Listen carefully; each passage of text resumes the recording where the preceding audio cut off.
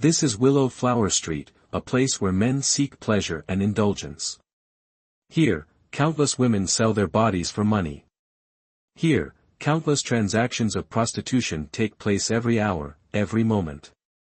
Sophia stood on this Willow Flower Street, alone and out of place among the throngs of courtesans. Her attire was different from the other women here. They dressed provocatively, in sheer black stockings, while Sophia wore a ragged, coarse cloth outfit. This stark contrast only made her appear more out of place. However, now was not the time to be timid. Sophia closed her eyes briefly, taking a deep breath. Whoever gives me 100,000, I will sell myself to them. As soon as she spoke, it was like a bomb went off. All eyes on the street turned toward Sophia. What a joke. Is this girl crazy? She should look in the mirror to see if she's worth 100,000 coins. The mocking words quickly reached Sophia's ears, tightening her heart. She paid no mind to the sneers because she had made up her mind to sell herself to earn money. Her elder brother, John Carter, owed 100,000 in high-interest debt due to gambling, and her two younger brothers had been kidnapped by those debt collectors. Now, this was the only way she could think of to save them. Just then, a fat man approached Sophia. He placed his hand on her shoulder, looked at her with a lecherous gaze, and said, "Miss, I'll buy you." Really? Hearing this, Sophia couldn't hide her delight and said excitedly, "Then, please, sir, give me 100,000 coins in advance." The fat man frowned upon hearing this and said, "No, you have to come to the hotel with me first, or it's a no deal." Hearing this, Sophia quietly lowered her head. This fat man was not only ugly but his words reeked, making people feel uncomfortable. If she sold herself to a man like this? Sophia shook her head, unable to imagine what her life would be like if she followed this man. "Give me the money first, or I won't go with you." She wasn't foolish. Without the money in hand, how could she entrust herself so easily to someone like him? The fat man saw Sophia's persistence and lost what little patience he had left. His face darkened, and he looked at Sophia with a displeased expression, starting to belittle her. "Girl, don't be greedy. Take a good look at yourself and see if you're really worth 100,000. Though she knew well she wasn't worth that much, she couldn't abandon her determination. Sophia shook his hand off with a determined look on her face. "I don't care. Sir, you'll give me the money first, or I absolutely won't go with you. You're really asking for trouble." The fat man glared at Sophia in anger and raised his hand, preparing to slap her.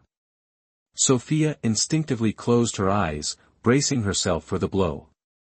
She had prepared herself for this moment since coming to Willow Flower Street. She had anticipated a scene like this. However, after waiting with her eyes closed for a long time, the expected pain never came. Puzzled, she opened her eyes, only to find herself looking into the face of the man standing before her. What a beautiful man! He had jet black hair, neatly slicked back, giving him an exceptionally sharp appearance. His face was finely chiseled, with a high, straight nose and slightly curved, alluring lips, adding an air of elegance and beauty. He possessed eyes more striking than a woman's, with long lashes that fluttered like butterfly wings. He wore a sleek, charcoal gray suit, which only emphasized his tall, strong build. Just by standing there quietly, he was like a breathtaking work of art. Sophia was inwardly astonished. She knew a man's appearance couldn't really be described as beautiful since that term was generally reserved for women. But as she looked at this man, that was the only word that came to mind. The beautiful man tightly grasped the fat man's hand, then threw a powerful punch into his face. One punch sent the fat man staggering backward. "What rotten luck today!" The fat man gasped, looking fearfully at the beautiful man, knowing he couldn't match the strength of this opponent. "Forget it. I wouldn't want that kind of beauty anyway." With that, he quickly turned and ran off in a pitiful state. After dealing with the fat man, the beautiful man slowly walked over to Sophia. He stood still, looking at her without moving. Are you still trying to sell yourself? He asked, ignoring the onlookers. Yes. Of course I want to. Sophia stammered, feeling far more pleased with this handsome man than with the fat one. She tugged on his sleeve and continued, but I need money. Can you give me the 100,000 coins in advance?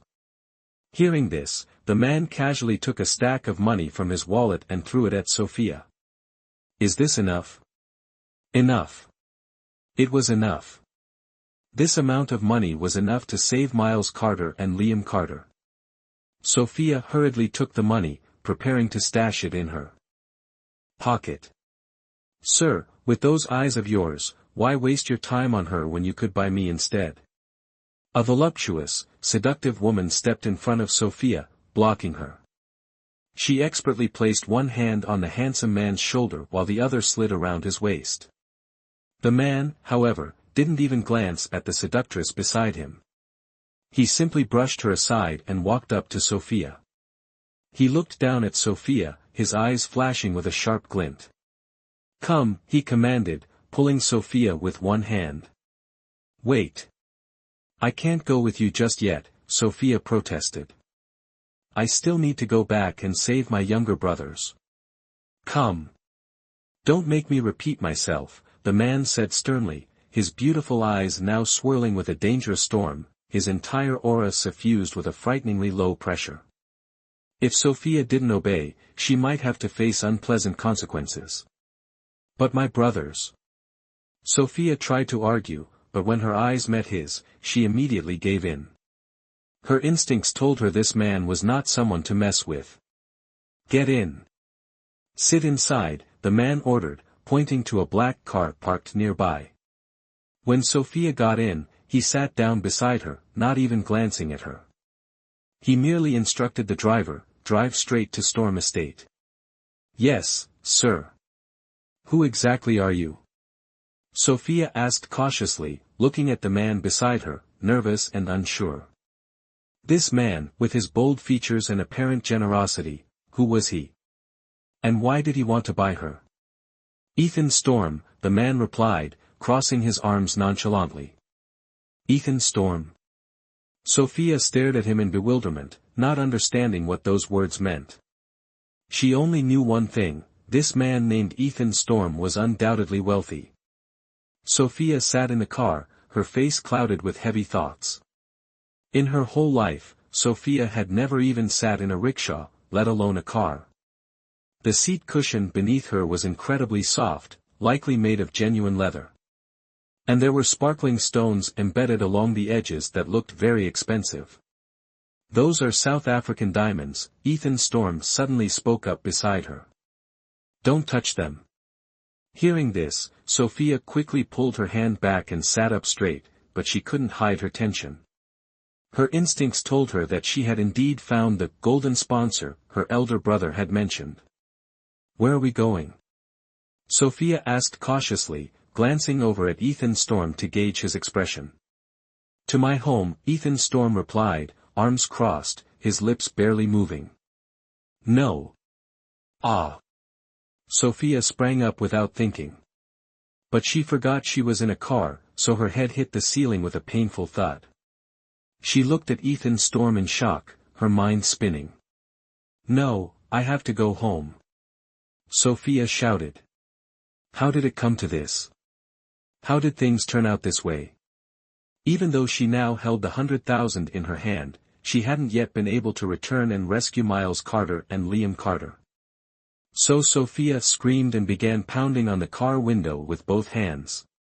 She had to escape, no matter what. If you keep acting up, I'll take back that money, Ethan Storm said firmly, and, as expected, Sophia fell silent. Feeling wronged, Sophia clamped her mouth shut and sat back down obediently. Just so you know, don't speak when we arrive, Ethan Storm added when he saw that Sophia had finally quieted down.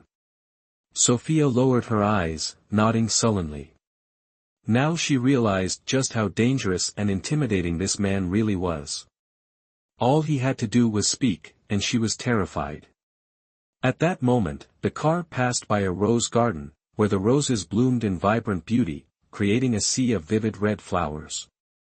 Sophia pressed her face against the window, taking in the view of the flower field. For some reason, whenever she saw roses, Sophia would feel dizzy and uncomfortable. She turned her face away and closed her eyes tightly. Why? Feeling uncomfortable? Ethan Storm glanced at Sophia, noticing her unusual expression, and asked. Sophia shook her head, leaning against the cushion behind her, pretending to rest. She shook her head, trying to shake off the nausea. We're here, Ethan Storm said, then got out of the car first. He walked a few steps, turned back to look at Sophia, and said, remember, don't speak. Sophia nodded, obediently following behind Ethan Storm. Upon arriving at Storm Mansion, Sophia was immediately captivated by its grand architecture. Wow, I've never seen a place this luxurious in my life, Sophia said in awe, but was quickly silenced by a stern look from the person ahead. Humph. Ethan Storm turned around, casting a warning glance at Sophia. Sophia quickly realized her mistake. In her excitement, she had broken Ethan Storm's rule.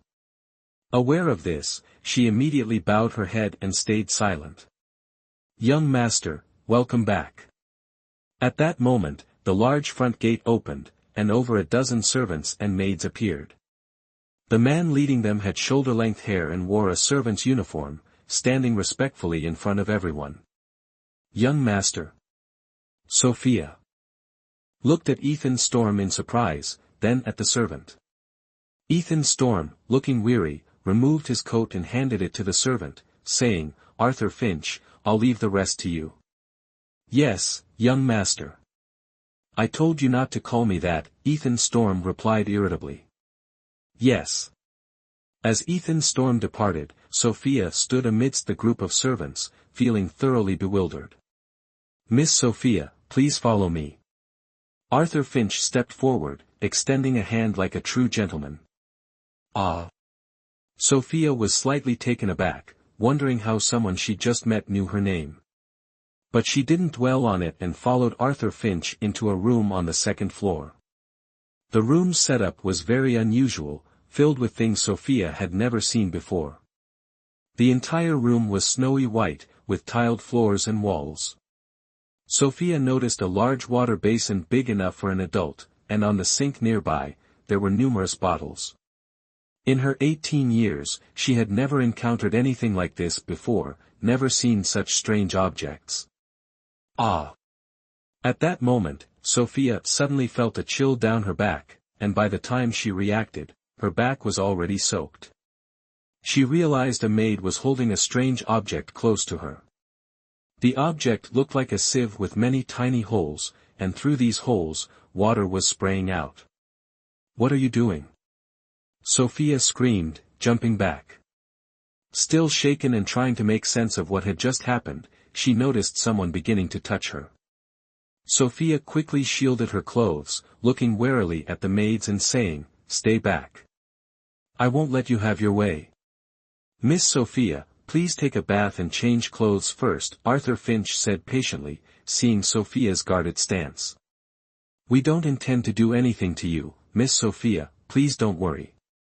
Now, let's get you out of these dirty clothes first. Half doubting, Sophia removed her clothes, but kept a tight grip on the 100,000 coins out of fear of losing them. Miss Sophia, let me hold the money for you, Arthur Finch offered kindly, but Sophia refused, shaking her head and clutching the money tightly. No matter what, she had to protect this 100,000 coins.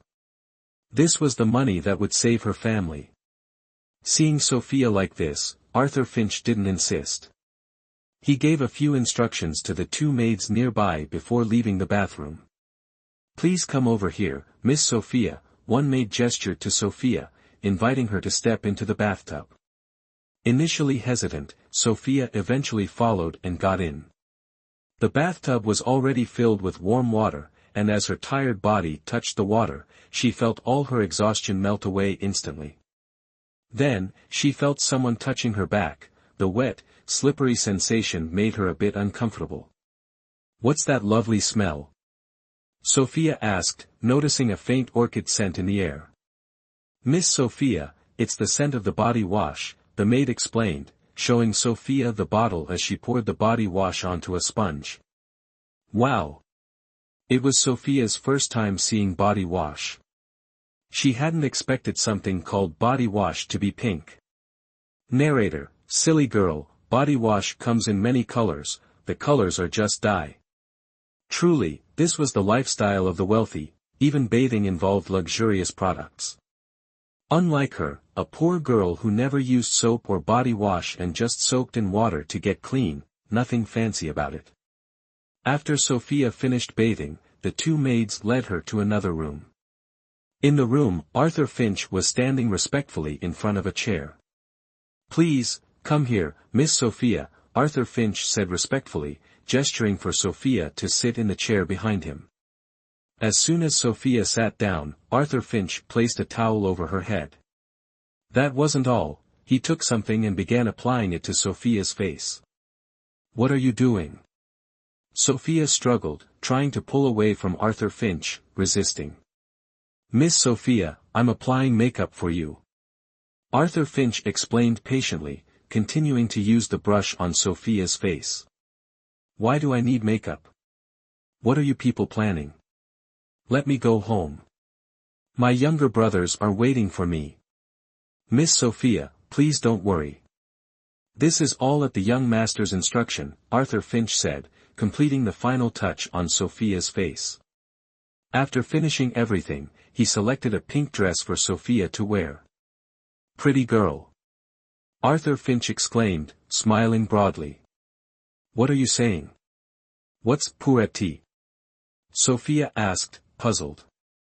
She felt that Arthur Finch was acting a bit strange, and his gaze toward her was different from before, almost admiring. Pfft! Arthur Finch couldn't help but laugh. He led Sophia to the mirror, pointing at her reflection, and said, "Miss Sophia, take a look at yourself." Hearing this, Sophia looked into the mirror. At just a glance, even she was startled. This, is that still Sophia Carter? Are you kidding? Is this really me? Sophia murmured, pointing to herself. The woman in the mirror had long, wavy hair, her skin fair and glowing, with a slight flush from the bath. Her large, almond-shaped eyes were wide with surprise, and in her brown pupils, a hint of sparkle glistened. Her small, pink lips were slightly parted in shock, showing Sophia's astonishment. She couldn't believe it. Was this woman really her? The pink dress, with its charming lace trim. She looked like a princess. Was this a dream? "Pinch me to see if I'm dreaming," Sophia said, pinching her cheek, still unable to believe this was real. She looked completely different from before. "Miss Sophia, this is real. The person in the mirror is indeed you. I only did a light touch-up." Miss Sophia was already beautiful, Arthur Finch complimented, his words sincere and without exaggeration. Just a light touch-up. But to Sophia, it felt like a complete transformation. If she stood in front of John Carter, Liam Carter, Miles Carter, and Ethan Carter looking like this, they certainly wouldn't recognize her. Just the thought of her family brought a cloud of sadness over Sophia's heart. Her eldest brother, John Carter, had fled after accumulating a debt of 100,000 yuan. Liam Carter and Miles Carter had been kidnapped by loan sharks, and Ethan Carter was alone in the hospital. Sigh. Sophia realized how helpless she truly was. She now had the money in hand, but she couldn't go back to save her family. "Young master, I've brought Miss Sophia," Arthur Finch said, presenting the beautifully transformed Sophia to Ethan Storm, positioning himself slightly so Ethan Storm could see her better. There was no denying that when Ethan Storm saw Sophia after her transformation, a flicker of admiration flashed in his eyes, but it appeared and disappeared so quickly that one could question if it had even been there at all. "Oh." He glanced at her briefly, then looked away as if he wasn't particularly interested. "Ah, young master, hiding your shyness again, I see. I must say, you have quite the eye to pick such a beauty," Arthur Finch teased, noticing Ethan Storm's slightly unsettled expression. "Arthur Finch, leave. Ethan Storm ordered, his face stern, his brows furrowed in mild irritation. Realizing he'd overstepped, Arthur Finch respectfully retreated from the room. As soon as he left, only Sophia and Ethan Storm remained in the room. Once they were alone, Sophia let out a sigh of relief and muttered, "Phew, it was so suffocating." Heaven knew how tight the waist of this dress was, she had to hold her breath just to fit into it. Wealthy people's clothes were clearly not meant for someone like her. The dress was beautiful, but the waist was too small, and the skirt was so long it made moving around difficult. She had only taken a few steps before stepping on the hem of the dress. In the next moment, Sophia felt herself losing balance, her whole body toppling forward. Ah! This isn't good, she was definitely going to fall. Careful! Ethan Storm shouted, just in time to catch Sophia as she fell. Suddenly, their bodies pressed closely together, so intimately that he could smell her perfume, and she could feel his hot breath. The closeness made Sophia's cheeks flush. "You're very beautiful." Ethan Storm's gentle voice whispered near her ear, his deep, masculine tone sent a shiver through her. But right after, his tone changed as he said, "That makes you worthy of me." The fluttering in Sophia's chest vanished instantly. She forcefully pushed Ethan Storm away, intending to leave. However, Ethan Storm quickly grabbed her from behind, placing one hand against the door, trapping her between him and the door. "Let's be clear, I bought you. I haven't given you permission to leave. Do you dare to try?" he snapped, his gaze piercing into her eyes. As his handsome face drew closer, Sophia felt danger looming. "You're a woman I purchased with my money, I've bought your entire life." Ethan Storm declared, his eyes locked onto hers, unblinking, his face bearing a terrifying expression. "My entire life, for 100,000 coins." Sophia gasped, her voice carrying a hint of disbelief. In his eyes, she was worth only 100,000 coins. Perhaps from this moment, or maybe even since she set foot on Willow Flower Street, her identity had been labeled, her worth measured in finite currency. "Yes. I want you to obey me, follow my orders, and become my wife." What? Sophia could hardly process it, feeling as though thunder rumbled in her ears.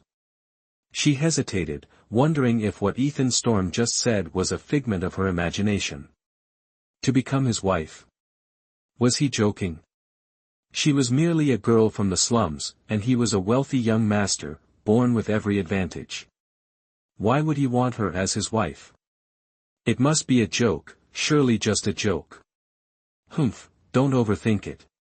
Ethan Storm seemed to read her mind, sneering as he added, "Do you think I'd love you? Ridiculous. Our relationship is purely monetary, I paid to own you, and you agreed to serve me for money." It was indeed just as Ethan Storm had said. From the moment he appeared on Willow Flower Street and asked Sophia if she would sell herself, their relationship had been bound by money. "Submit to me, be my wife, and I can pay off your elder brother's gambling debt. I can also ensure a comfortable life for your 3 younger brothers, so they'll never have to worry about food or clothing again." Really? Yes. But the prerequisite is that I will not love you, and you are not allowed to love me either. Sophia was momentarily stunned upon hearing this. If Ethan Storm's words were true, then her elder brother's gambling debt could be cleared, and her 3 younger brothers could live a prosperous life. However, their union would be devoid of any love. He wouldn't love her, and she wouldn't be allowed to love him either. On the other hand, this could also be a good thing, at the very least, it would avoid any awkwardness between them after marriage. Without love, Ethan Storm wouldn't make any unwanted advances, nor would he demand marital rights. Likewise, she wouldn't have to feel pressured about fulfilling the duties of a wife. As long as she didn't fall in love with Ethan Storm, everything would be fine. Fine. I agree to your terms. Sophia replied, her expression resolute. Hearing Sophia's answer, Ethan Storm gave a faint smile, as if everything was going just as he had expected, and said, "Good, then the contract between us is established, my wife." With that, Ethan Storm made a move to leave the room. He was just about to open the door when Sophia stopped him. "Wait a moment." Sophia called him back, saying, "Since I agreed to your terms, when will you fulfill your promise?" She was referring to her elder brother and her 3 younger brothers. "That's easy." Ethan Storm replied nonchalantly, "I'll arrange it immediately. You don't need to worry about this." Hearing this, the weight in Sophia's heart finally lifted. "Then can I go see them for a bit?" Sophia looked up at Ethan Storm, pleading.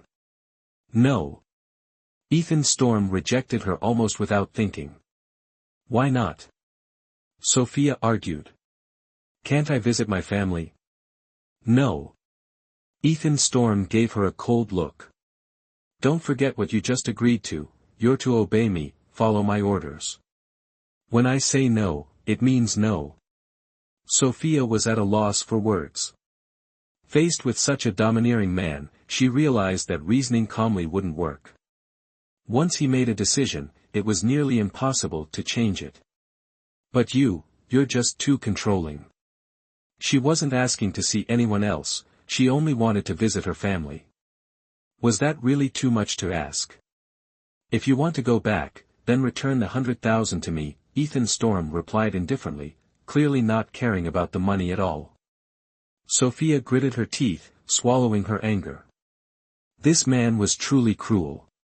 He knew perfectly well how much she valued her home, yet he wouldn't let her go back. Not only that, but this man was also ruthless enough to use the 100,000 to threaten her, forcing her to obey him, to follow his every command.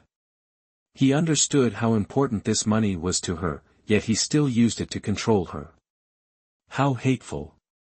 However, for the sake of the 100,000, she swallowed her frustration.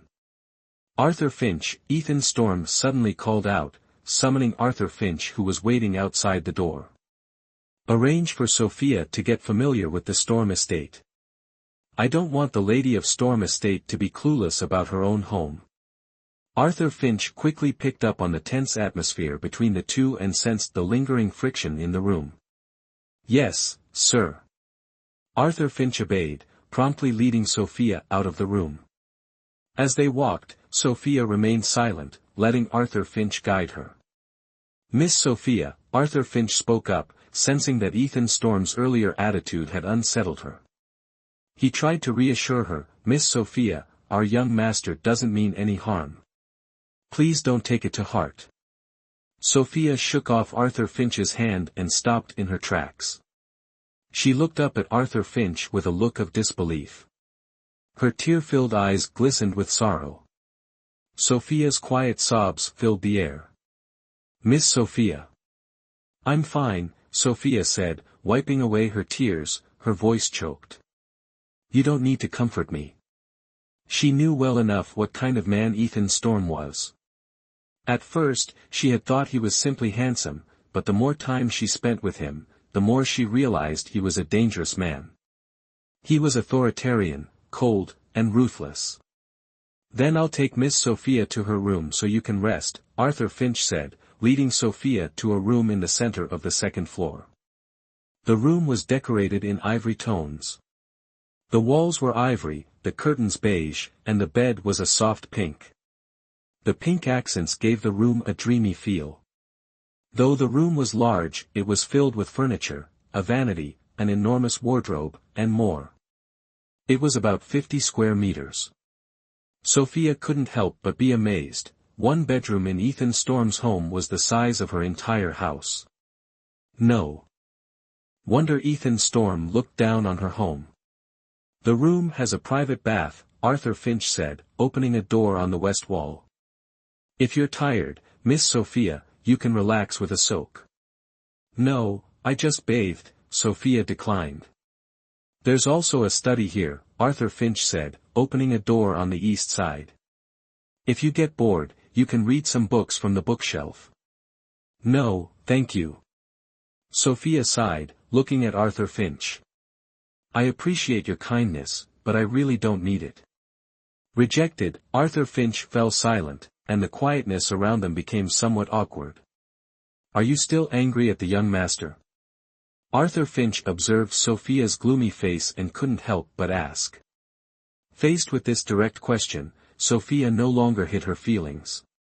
She nodded and said, yes. I'm angry at him, but I'm even angrier at myself. She was furious at herself for being so helpless, so easily held in Ethan Storm's grasp. Sophia continued, the truth is, my family is very poor. So poor that we can't afford meat or new clothes. I have an older brother who is addicted to gambling, with no job, and 3 younger brothers. My eldest brother owes 100,000 in high-interest debt, 1 brother is sick, and the other 2 were taken by loan sharks. Even though I'm living here without worry about food or shelter, my heart is constantly troubled. I'm scared my older brother will disappear, leaving the 3 of us alone. I'm terrified that Miles Carter and Liam Carter will be taken by bad people, and I'm afraid that Ethan Carter will always blame me for not coming to get him. I'm so afraid, Sophia sobbed, why won't he let me see them just once?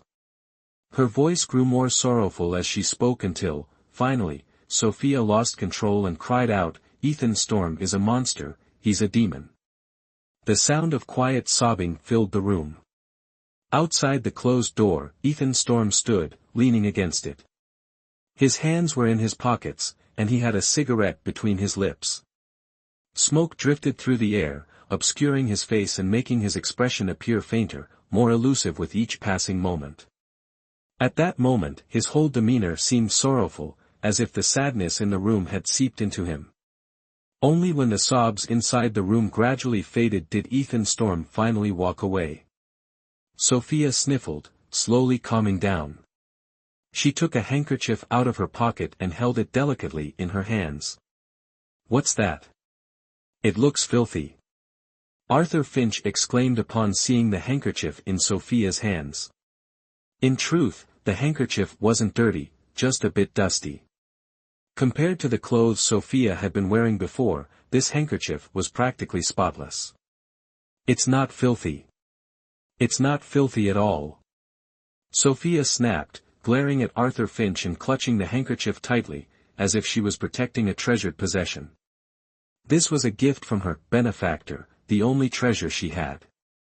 That day, when she was on the verge of despair, it was her benefactor who appeared and saved her. His kindness and warmth were engraved in her heart. Miss Sophia, if you're to become the young master's wife, you shouldn't carry around such ordinary things. It wouldn't reflect well on the young master if others saw it, Arthur Finch advised, noting Sophia's attachment to the handkerchief.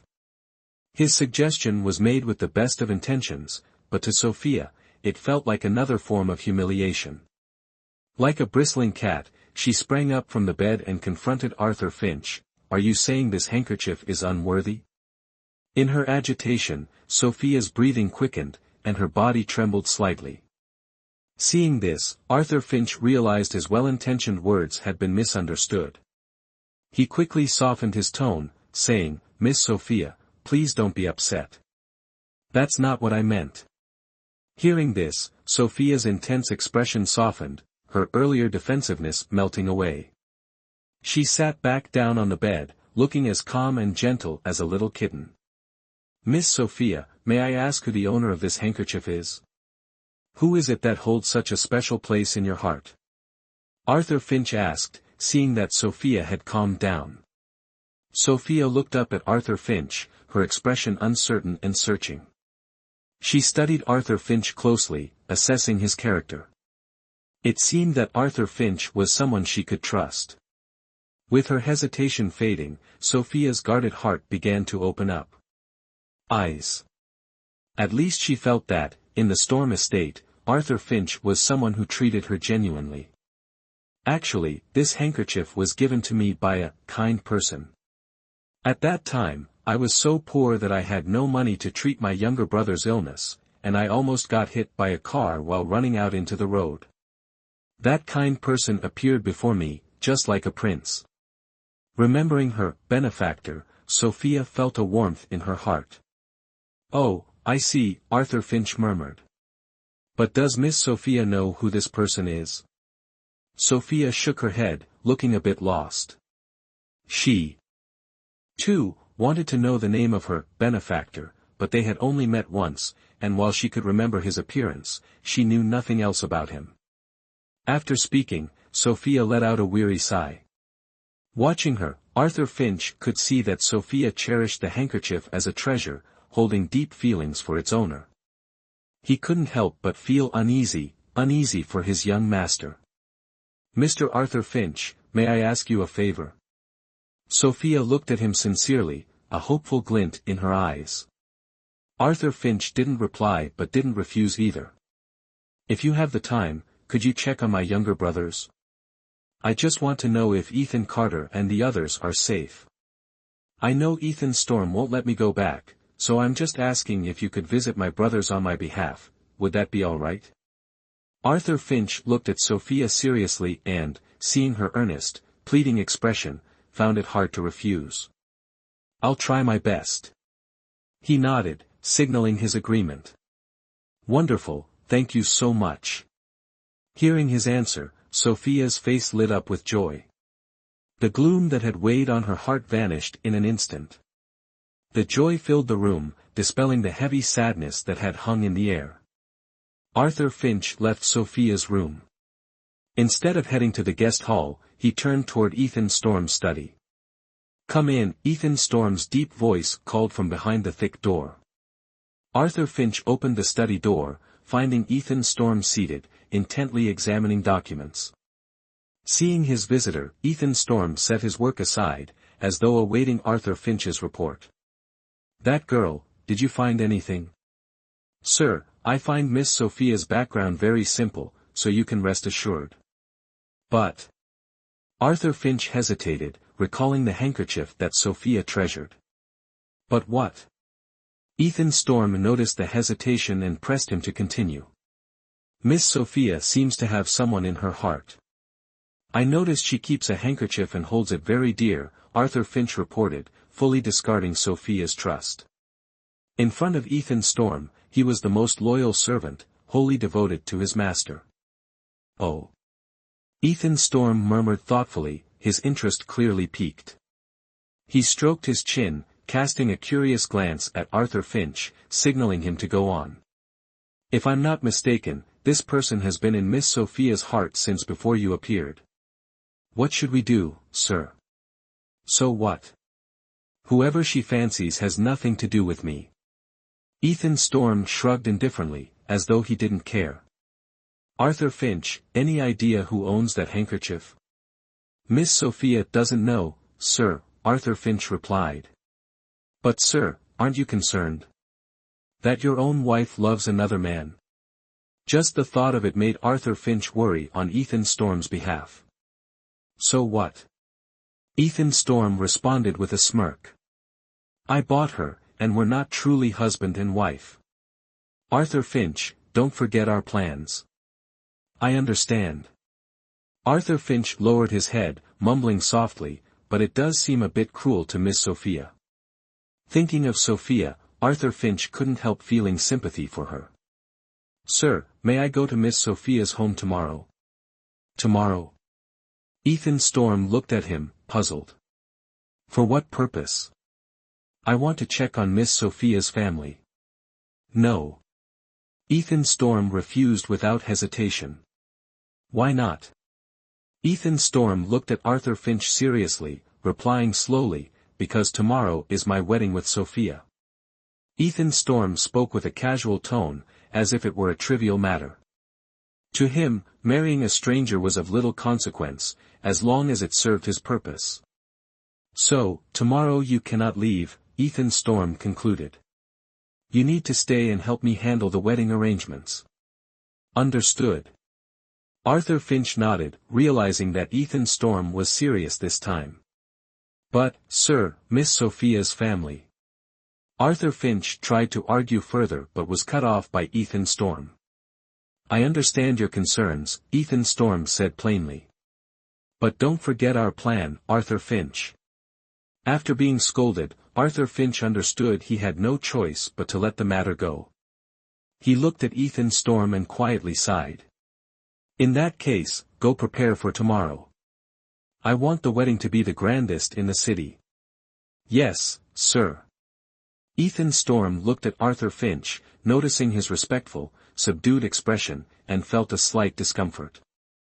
He cleared his throat and said, when it's just the two of us, you can just call me by my name. Yes, sir. Again. Ethan Storm rubbed his forehead with frustration, sighing. Every time he brought this up, Arthur Finch never seemed to consider it seriously. But seeing Arthur Finch's respectful demeanor, he couldn't bring himself to scold him. Finally, after Arthur Finch left, Ethan Storm leaned back in his chair, exhausted. Was he doing the right thing? The thought crossed Ethan Storm's mind. Snatching up some random girl off the street, buying her, and making her his wife. Was it right or wrong?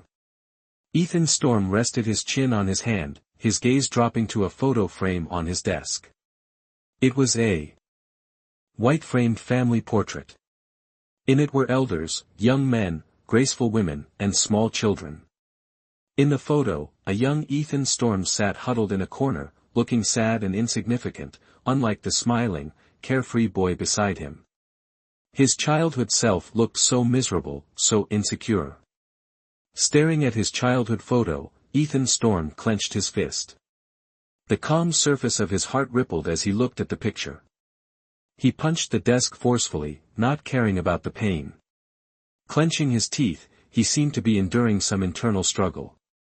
For the sake of the Storm Corporation, I have to get married, no matter what. Ethan Storm muttered, his face tense. After a long moment, he calmed down, shifting his gaze from his younger self to the elderly man in the photo. That man was none other than Ethan Storm's grandfather, the current chairman of the Storm Corporation. Grandfather, you were the one who told me, Ethan Storm murmured to the picture. You said that as long as I get married, you'd hand over the Storm Corporation to me. In other words, once the wedding was over, Ethan Storm would officially become chairman of the Storm Corporation, taking over from his grandfather. Therefore, he couldn't allow anything to go wrong tomorrow. Absolutely nothing. The next morning, when Sophia opened her sleepy eyes and saw the people bustling around her, she was beyond surprised. More accurately, she was a little stunned.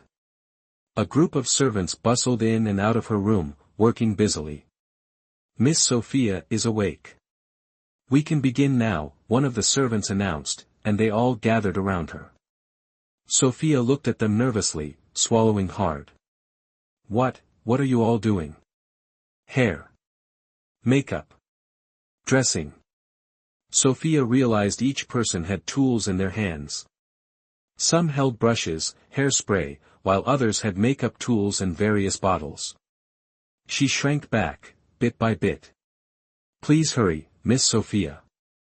The car has been waiting outside for a while, said Arthur Finch, who had just appeared.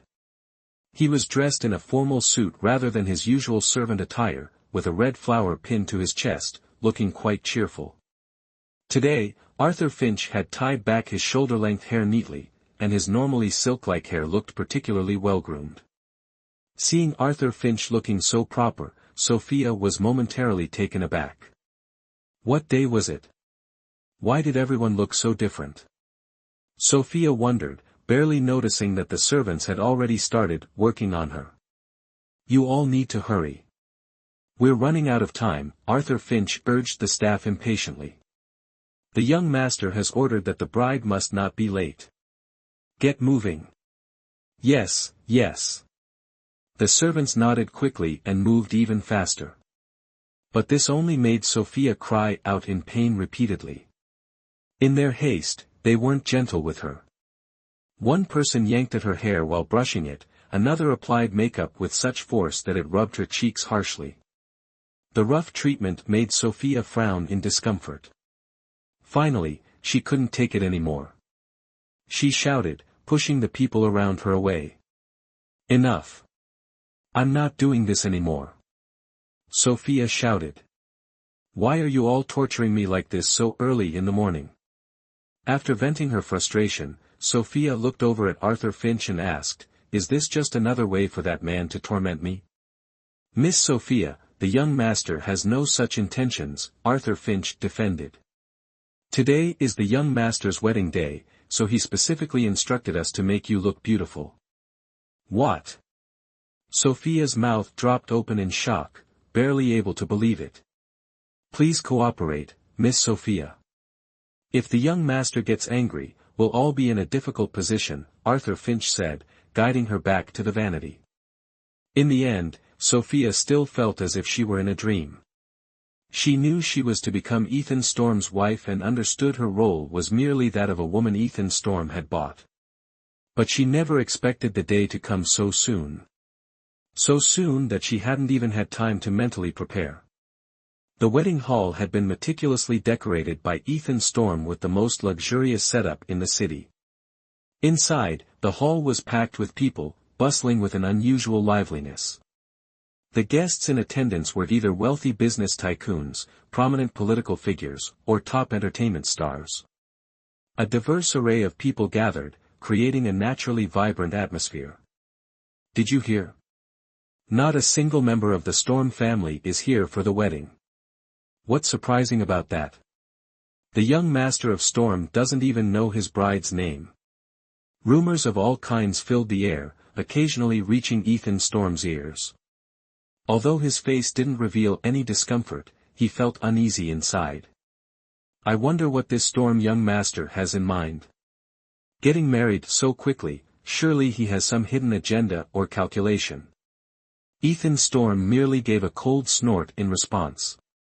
He could see each of their faces clearly. They wore smiles of congratulation, but who knew how much they mocked him behind his back? He'd heard countless such rumors before. "If that's what you think about Ethan Storm, then why don't you go ask him yourself?" A voice rose from the crowd in defense of Ethan Storm. The owner of the voice was none other than Elio Graves. Elio Graves appeared before everyone, dressed in an ivory-white suit. His golden hair stood out among the crowd, instantly making him the center of attention, not to mention his handsome features. You're from the Graves family." The man who had been gossiping looked at Elio Graves, flustered. Seeing Elio, he didn't dare say anything further.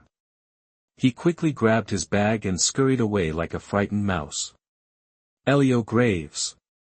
Seeing this, Ethan Storm smiled and stepped forward to greet him.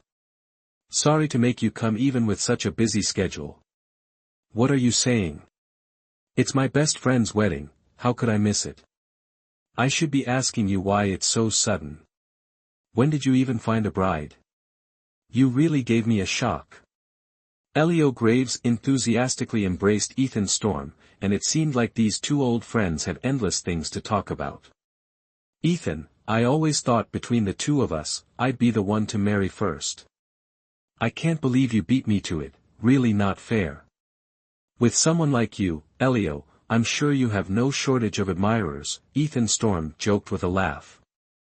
However, unlike Ethan Storm's cheerful demeanor, Elio Graves lowered his head, avoiding Ethan's gaze, and mumbled, "If only that were true." He sighed in frustration, his eyes reflecting a sense of helplessness. "I don't have the same freedom as you." All his life, he'd felt trapped under his father's shadow, needing his father's approval for everything he did. Whatever he wanted to do, even choosing a partner, had to be arranged by his father. "Let's not talk about that," Elio Graves cleared his throat, brushing off the somber mood, and smiled. "Where's your bride? Don't tell me you're hiding her away." "How could I?" Ethan Storm chuckled, but as he thought of Sophia, his fists clenched involuntarily. He glanced at his watch, and upon seeing the time, he felt a surge of anger toward that woman. The appointed time had come and gone, where on earth was that troublesome woman? Ethan Storm looked around anxiously, but Sophia was nowhere in sight. Just then, his phone began to ring. He answered and heard Arthur Finch's anxious voice on the other end, "Bad news, young master. Miss Sophia, she's run away." Hearing this, even the most self-controlled person would have exploded, let alone Ethan Storm. His face turned dark, veins popping on his forehead. He immediately hung up the phone, ignoring the surprised looks from those around him, and strode out of the hall. Right now, he had only one thought in his mind: he had to catch that woman himself. And punish her.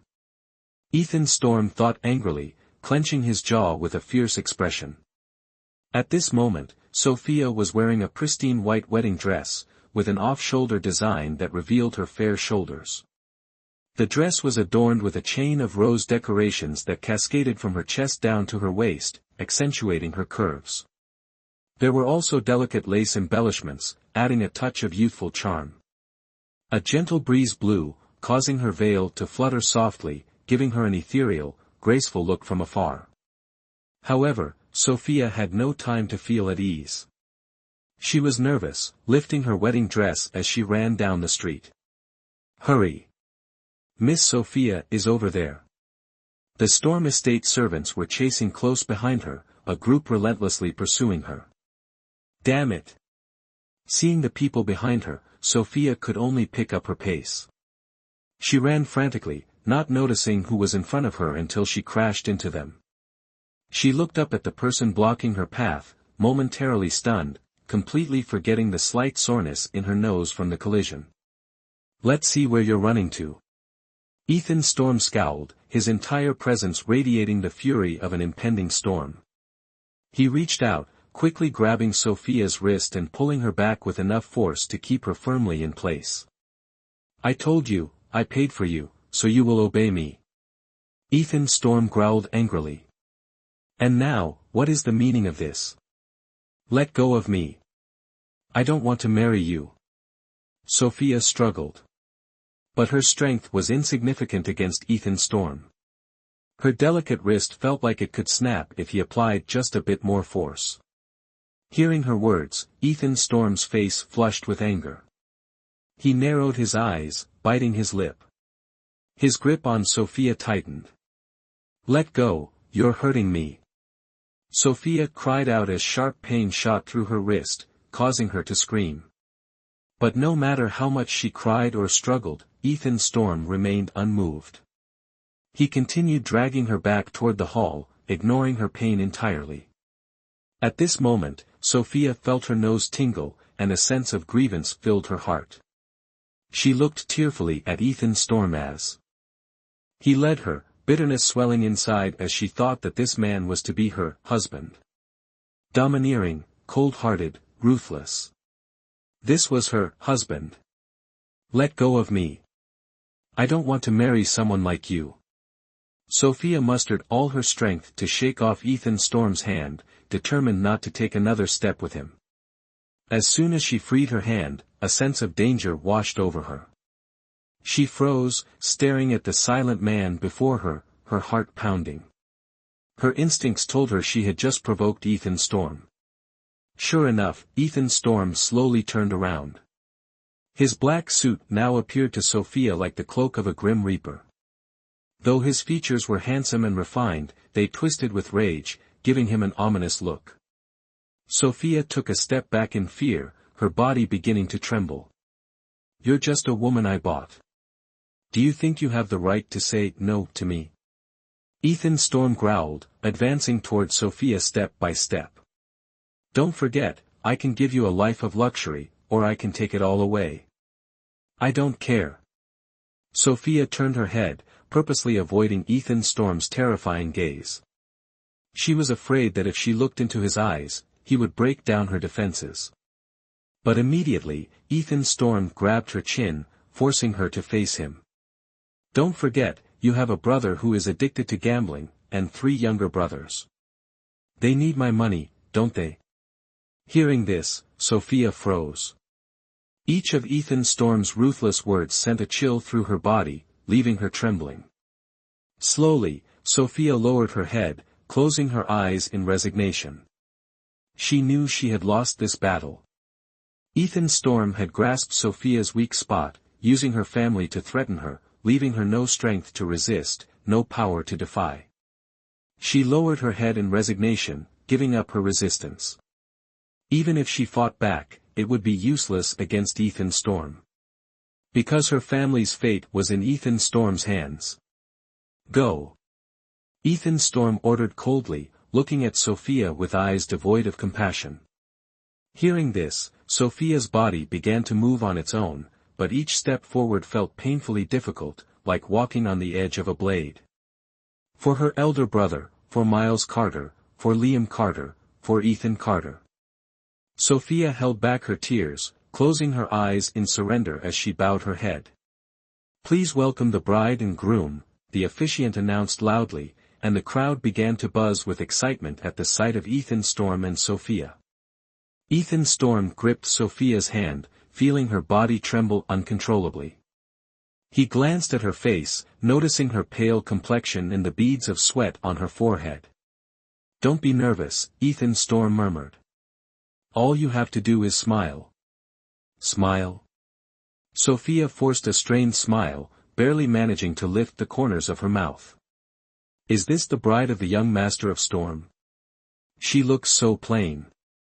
Exactly, you could find girls like her anywhere on the street. What's so special about her that he'd be interested? The hall was filled with murmurs, most of them questioning Sophia. Who does she think she is, snagging the young master of Storm? Humph. In addition to skepticism, there were also voices of displeasure and resentment. Ahem. Elio Graves, seated in the front row, cleared his throat, interrupting the woman behind him. He had done it on purpose. When he first saw the bride, his initial impression was also that she looked quite ordinary. But after all, this was Ethan Storm's choice, the partner Ethan Storm had decided to marry. As Ethan Storm's close friend, he felt he should sincerely wish him well. Elio Graves glanced at Ethan Storm with a smile, offering his genuine blessing. Ahead of them, the priest stood solemnly, holding the Bible in his hands, his gentle eyes fixed on the bride and groom. The room suddenly fell silent. In the quiet hall, only the voice of the priest could be heard, speaking slowly. Mr. Ethan Storm, do you take Miss Sophia Carter as your wife, to love and cherish her for life? I do, Ethan Storm replied without hesitation. Hearing this, Sophia felt Ethan Storm's gaze upon her, and her entire body tensed up. His gaze was cold, carrying a strong sense of intimidation, making Sophia feel nervous and uneasy. She understood Ethan Storm was threatening her. In Ethan Storm's eyes, she could read his thoughts. It was as if he was saying, dare to disobey, and you'll pay the price. The priest continued, Miss Sophia Carter, do you take Mr. Ethan Storm as your husband, to stay by his side in sickness and health, to love and cherish him for life? What? Sophia exclaimed, looking at Ethan Storm in shock. She remembered their agreement, that even if they married, there would be no love between them. Then why? Hadn't they agreed not to love each other? Why was she now standing here, pledging a vow of love in front of the priest? Sophia looked at Ethan Storm, hoping to find an answer in his eyes. Is something wrong? The priest noticed Sophia's hesitation and asked kindly. Sophia quickly shook her head, turning back to Ethan Storm, seeking an explanation from him. But as soon as their eyes met, Ethan Storm glared at her. Say it. Ethan Storm practically growled, his voice low and firm. Or else, the 100,000 yuan. That was Ethan Storm's answer to her. Afraid, Sophia replied almost instantly, I do. Was this a lie? And a lie spoken in front of the divine? Sophia looked uneasily at the statue of Jesus in front of her, feeling a constant sense of foreboding. Next, I invite the bride and groom to exchange rings, the priest continued. As he finished speaking, someone brought their rings forward. On the tray lay two velvet boxes, one pink and the other a deep blue. Ethan Storm took a diamond ring from the pink box, his expression completely unreadable. Hold out your hand. His tone was still harsh, clearly showing his lingering anger.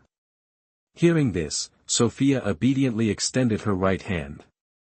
The other hand. Ethan Storm said irritably, roughly pulling her left hand forward. He grabbed her hand and quickly tried to slide the diamond ring onto her ring finger. But the ring was too small, it got stuck halfway down her finger. It hurts. Sophia whimpered, her eyes welling up with tears as she instinctively tried to pull her hand back, wanting Ethan Storm to stop. But Ethan Storm ignored her cries of pain and stubbornly forced the ring onto her finger. The entire room fell silent at this scene. The priest, standing closest to them, looked on in astonishment. He had presided over many weddings but had never seen a couple quite like Ethan Storm and Sophia. Were they truly marrying for love? After much effort, Ethan Storm finally managed to fit the slightly too small diamond ring onto Sophia's ring finger. He wiped the sweat from his forehead, looking a bit smug as he glanced at Sophia. "Your turn." He pointed to the blue velvet box on the tray. Yet, he didn't notice Sophia's tear-streaked face. The small ring was tightly squeezing her finger, creating a feeling of constraint along with a dull, persistent pain that tormented her. Was this divine punishment? A punishment for selling out her love and marriage for money? Sophia's hands shook as she picked up the men's diamond ring and carefully placed it on Ethan Storm's ring finger. "Now, I invite the bride and groom to seal their vows with a kiss," the priest announced. What? A vow kiss? What was that? Sophia looked at the priest in confusion, then turned to Ethan Storm for guidance. However, on Ethan Storm's face, Sophia saw nothing but a cold, expressionless look. Unlike her, Ethan Storm showed no signs of panic or confusion. Ethan Storm took a step closer, raising her chin with his hand. What was he doing?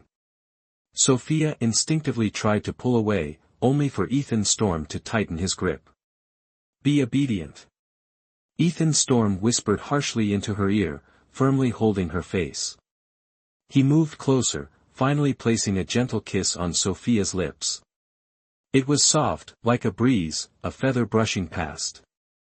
By the time she regained her senses, Ethan Storm had calmly stepped back to his place. In this wedding ceremony, Ethan Storm looked composed and dignified, capturing the admiration of every woman present. In contrast, Sophia felt like a ridiculous puppet, toyed with in Ethan Storm's hands. She wasn't a bride, she was merely a clown, a joke for others to watch. What was this nonsense? Seeing Ethan Storm like that, Sophia felt a surge of indignation welling up inside her. How could he be so callous, taking her first kiss without a word? Her first kiss, cherished and kept pure for 18 years. A sharp pain throbbed from her left ring finger, and as they say, fingers are connected to the heart, the pain in her finger seemed to pierce her very soul. Thinking of the humiliation she had just endured, Sophia couldn't hold back any longer. Slap. Without a word, Sophia raised her right hand and slapped Ethan Storm across the face. The sound of the slap echoed through the hall, stunning everyone present. All eyes were on Sophia, wide with shock. "You."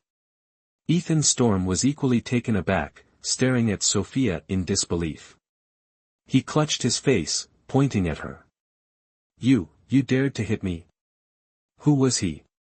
The young master of the Storm family. No one had ever dared to slap him like that, especially not in front of so many people. Arthur Finch, watching from the audience, covered his eyes in horror, silently praying. This was a disaster. "Miss Sophia, you're doomed. Not only did you repeatedly defy the young master, but now you dared to slap him." Sophia lowered her hand, only now realizing the gravity of what she'd just done. She looked around the hall, seeing everyone staring at her in shock and disbelief. What should she do now? It was clear that she had ruined the wedding Ethan Storm had taken so seriously. She would surely face Ethan Storm's wrath, he would undoubtedly demand back the 100,000 yuan, force her brother to bear the gambling debt again, and hand Miles Carter and Liam Carter back to the loan sharks. Certainly, Ethan Storm would do all of that. Sophia closed her eyes in fear, bracing herself for Ethan Storm's anger. But after waiting a moment, everything remained silent around her, the only sound was Ethan Storm's heavy breathing. When had Ethan Storm come to stand beside her? Sophia cautiously opened her eyes, finding Ethan Storm smiling at everyone in the hall. This time, Sophia was truly confused. Had her slap somehow made Ethan Storm lose his senses? Why was he still smiling like that? Sophia wondered in bewilderment. The next moment, Ethan Storm pulled her close, his arms wrapped firmly around her waist. Held tightly in Ethan Storm's embrace, Sophia had no idea what he was planning. His scent was so close that it left her slightly dizzy.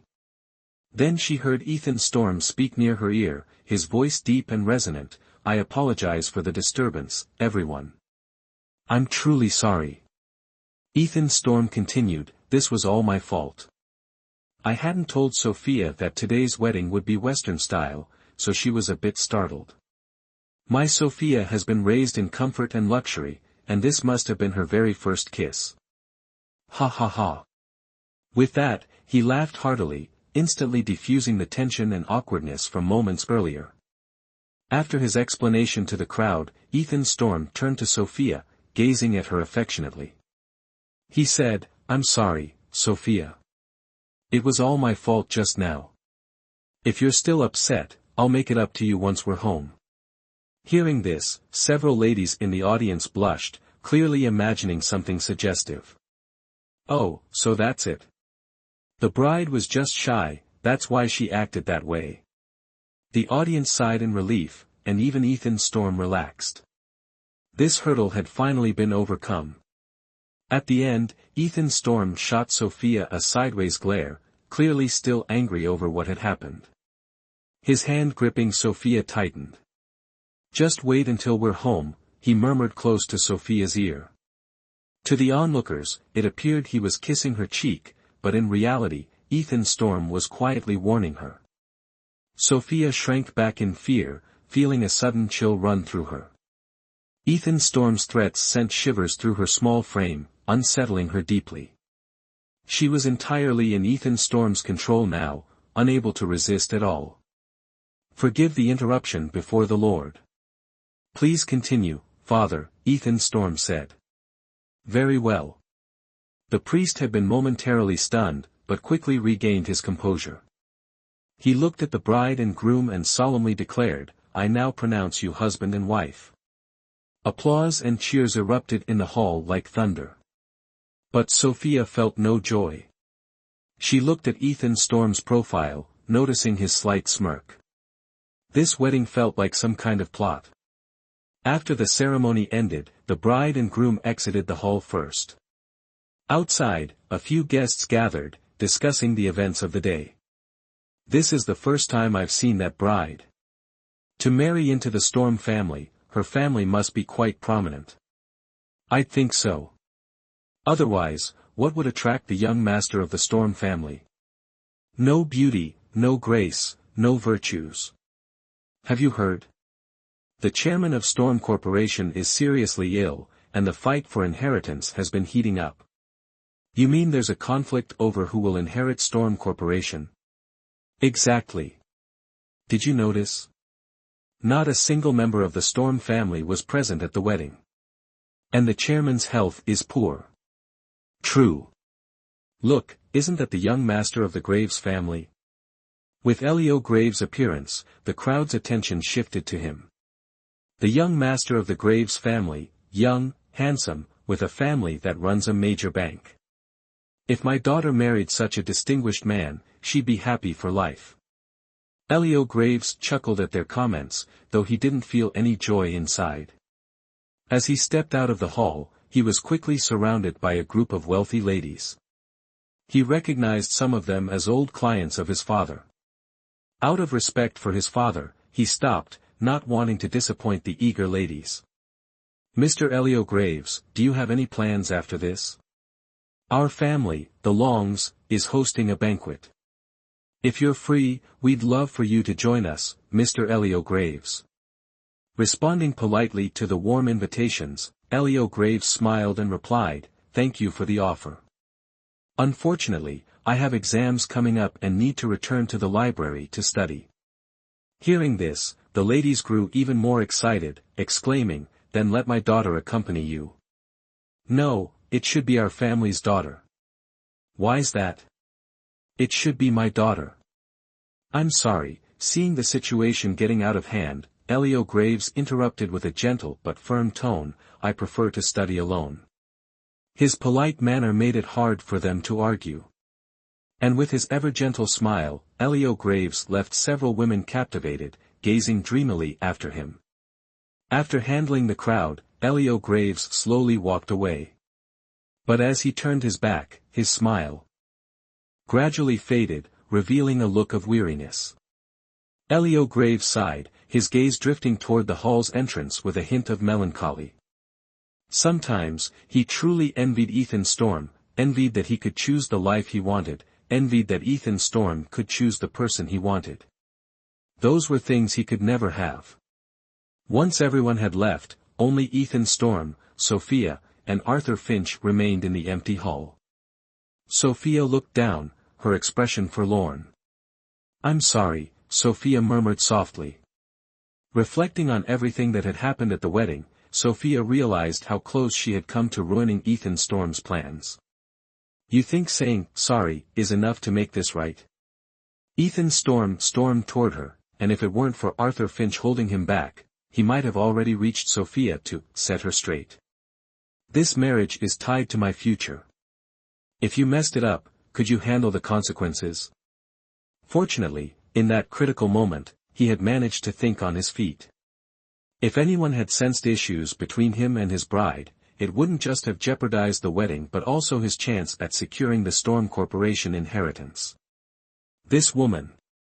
Ethan Storm gritted his teeth, glaring at Sophia in anger. She hadn't just defied him once, she had dared to slap him in front of everyone. His cheek still stung, likely reddened and swollen. "Sir, your face needs attention," Arthur Finch said, pulling the furious Ethan Storm back. "Look, your cheek is already swollen." Ethan Storm took the mirror Arthur Finch offered, examining his reflection. Sure enough, the side of his face where he'd been slapped was visibly swollen, and it hurt to the touch. "Ungrateful woman." Ethan Storm glared at Sophia and rubbed his sore cheek. Sophia hung her head, recognizing that what she had done was indeed excessive. Ethan Storm had done much for her and her family, and hitting him was undeniably out of line. "Go ahead, hit me if you want. Do whatever you think is fair," Sophia said, stepping forward and bracing herself for punishment. "Sir." Arthur Finch looked at Ethan Storm anxiously. Ethan Storm was furious, and with his temper, anything could happen. Arthur Finch was worried that in his rage, Ethan Storm might actually strike Sophia. "Please, calm down, sir," Arthur Finch pleaded, only to be cut off by Ethan Storm's glare. Ethan Storm looked at Sophia sternly, still visibly angry, though slightly calmer than before. "You said it yourself," he replied. "When we get home, copy the Storm family code 100 times. "What? Just that?" Arthur Finch was stunned. He couldn't believe it, looking at Ethan Storm in shock, unable to understand his reaction. Knowing Ethan Storm, he'd expected him to either give Sophia a stern punishment or make her brother suffer to get his revenge. Why had he only asked her to copy the family code? Arthur Finch looked from Ethan Storm to Sophia. But rather than relief, Sophia looked utterly miserable. "I won't copy it. Just hit me instead," Sophia said, dejected. "What?" This time, it wasn't just Arthur Finch who was surprised, Ethan Storm also looked taken aback. They'd never encountered anyone like Sophia before. Someone who'd rather be hit than copy text. "Why?" After a long silence, Ethan Storm finally found his voice, looking at Sophia with confusion. Sophia looked at him with a pained expression, scratching her head, "Because I can't read or write." "What?" Ethan Storm was no longer just surprised, he was shocked. He widened his eyes, staring at Sophia as if she were a stranger. He pointed at her, and it took him a moment to speak again. "What did you say?" "I'm illiterate." I don't know how to write. So just go ahead and hit me if it'll make you feel better. Sophia extended her hands in front of Ethan Storm, prepared for punishment. But it was Ethan Storm who seemed lost, unsure of what to do. For the first time, he felt that his plans could sometimes be foiled by unexpected circumstances. And all of it, every bit of it, was thanks to Sophia. Back at the Storm estate, Ethan Storm was still recovering from his shock. No matter how he thought about it, he couldn't believe that an 18-year-old girl couldn't recognize a single character. Arthur Finch, have they arrived yet? Ethan Storm sat in his study, but his mind was restless. Sir, she's here. Behind Arthur Finch stood Sophia, now with her makeup removed. The wedding dress had been replaced, and she was wearing a lady's gown that Ethan Storm had specially prepared for her. Come here. Ethan Storm pointed to Sophia, motioning for her to stand in front of him. Look at this. He spread a newspaper on the table, pointing to a large headline on the front page, and asked, what does this character say? Sophia hesitated for a moment, frowning in concentration. Ethan Storm watched her closely, almost as if he suspected that Sophia had been lying. Could it be that this woman really couldn't read? What have you been doing for the past 18 years? Most children can recognize simple characters, why can't you? Ethan Storm slammed the table in frustration, his face dark. Didn't you ever go to school? Sophia nodded, looking a bit sad. Because we couldn't afford it, so. She fidgeted, her hands wringing together as beads of sweat appeared on her forehead from anxiety and fear. All right, sir, there's still time to catch up, Arthur Finch said, stepping in to diffuse the tension. Leave everything to me. I assure you, Arthur Finch will train Miss Sophia into a true lady. Lady? Sophia looked at Arthur Finch in confusion, not understanding what he meant. Spare her, please, she'd never been educated, didn't know a word of English. What was this, pretty girl or lady? She understood none of it. Ethan Storm looked at Sophia, seriously considering Arthur Finch's suggestion. As things were, Sophia was illiterate and lacked any refinement. If he were to bring her out in public, she would inevitably give herself away. Passing his grandfather's scrutiny alone would be challenging. Fine, Arthur Finch, I'll leave it to you. Ethan Storm nodded firmly, agreeing that Arthur Finch's proposal was worth implementing. For now, he couldn't bring in an outside tutor, as that might draw unwanted attention to Sophia. So, his only option was to place his hopes in Arthur Finch. Why is this happening? Sophia groaned in despair, holding her head. I don't want to study. Studying, to her, was worse than being punished. She didn't want to endure this misery. You don't want to study? Ethan Storm glared at Sophia, clearly displeased. His gaze was intense, and his fists slowly clenched. This woman really doesn't know what's good for her, Ethan Storm thought. If you won't study, then forget about seeing your family again. Sophia gasped in surprise. Hearing the words, your family, from Ethan Storm made her entire body tremble, and she suddenly became hopeful. From Ethan Storm's tone, it sounded like if she could learn to read and write, he might allow her to see her family again. Really? Sophia asked, still looking doubtful. She found it hard to believe that Ethan Storm would be kind enough to let her go see Ethan Carter and the others. Was there some hidden catch? Believe it or not, Ethan Storm said with a cold glance at her. If you don't study, learn to write, and master the etiquette of a proper lady, then don't even think about seeing your family. Hearing Ethan Storm's firm words, Sophia's doubts gradually faded. She listened, still somewhat skeptical, but eventually nodded in agreement.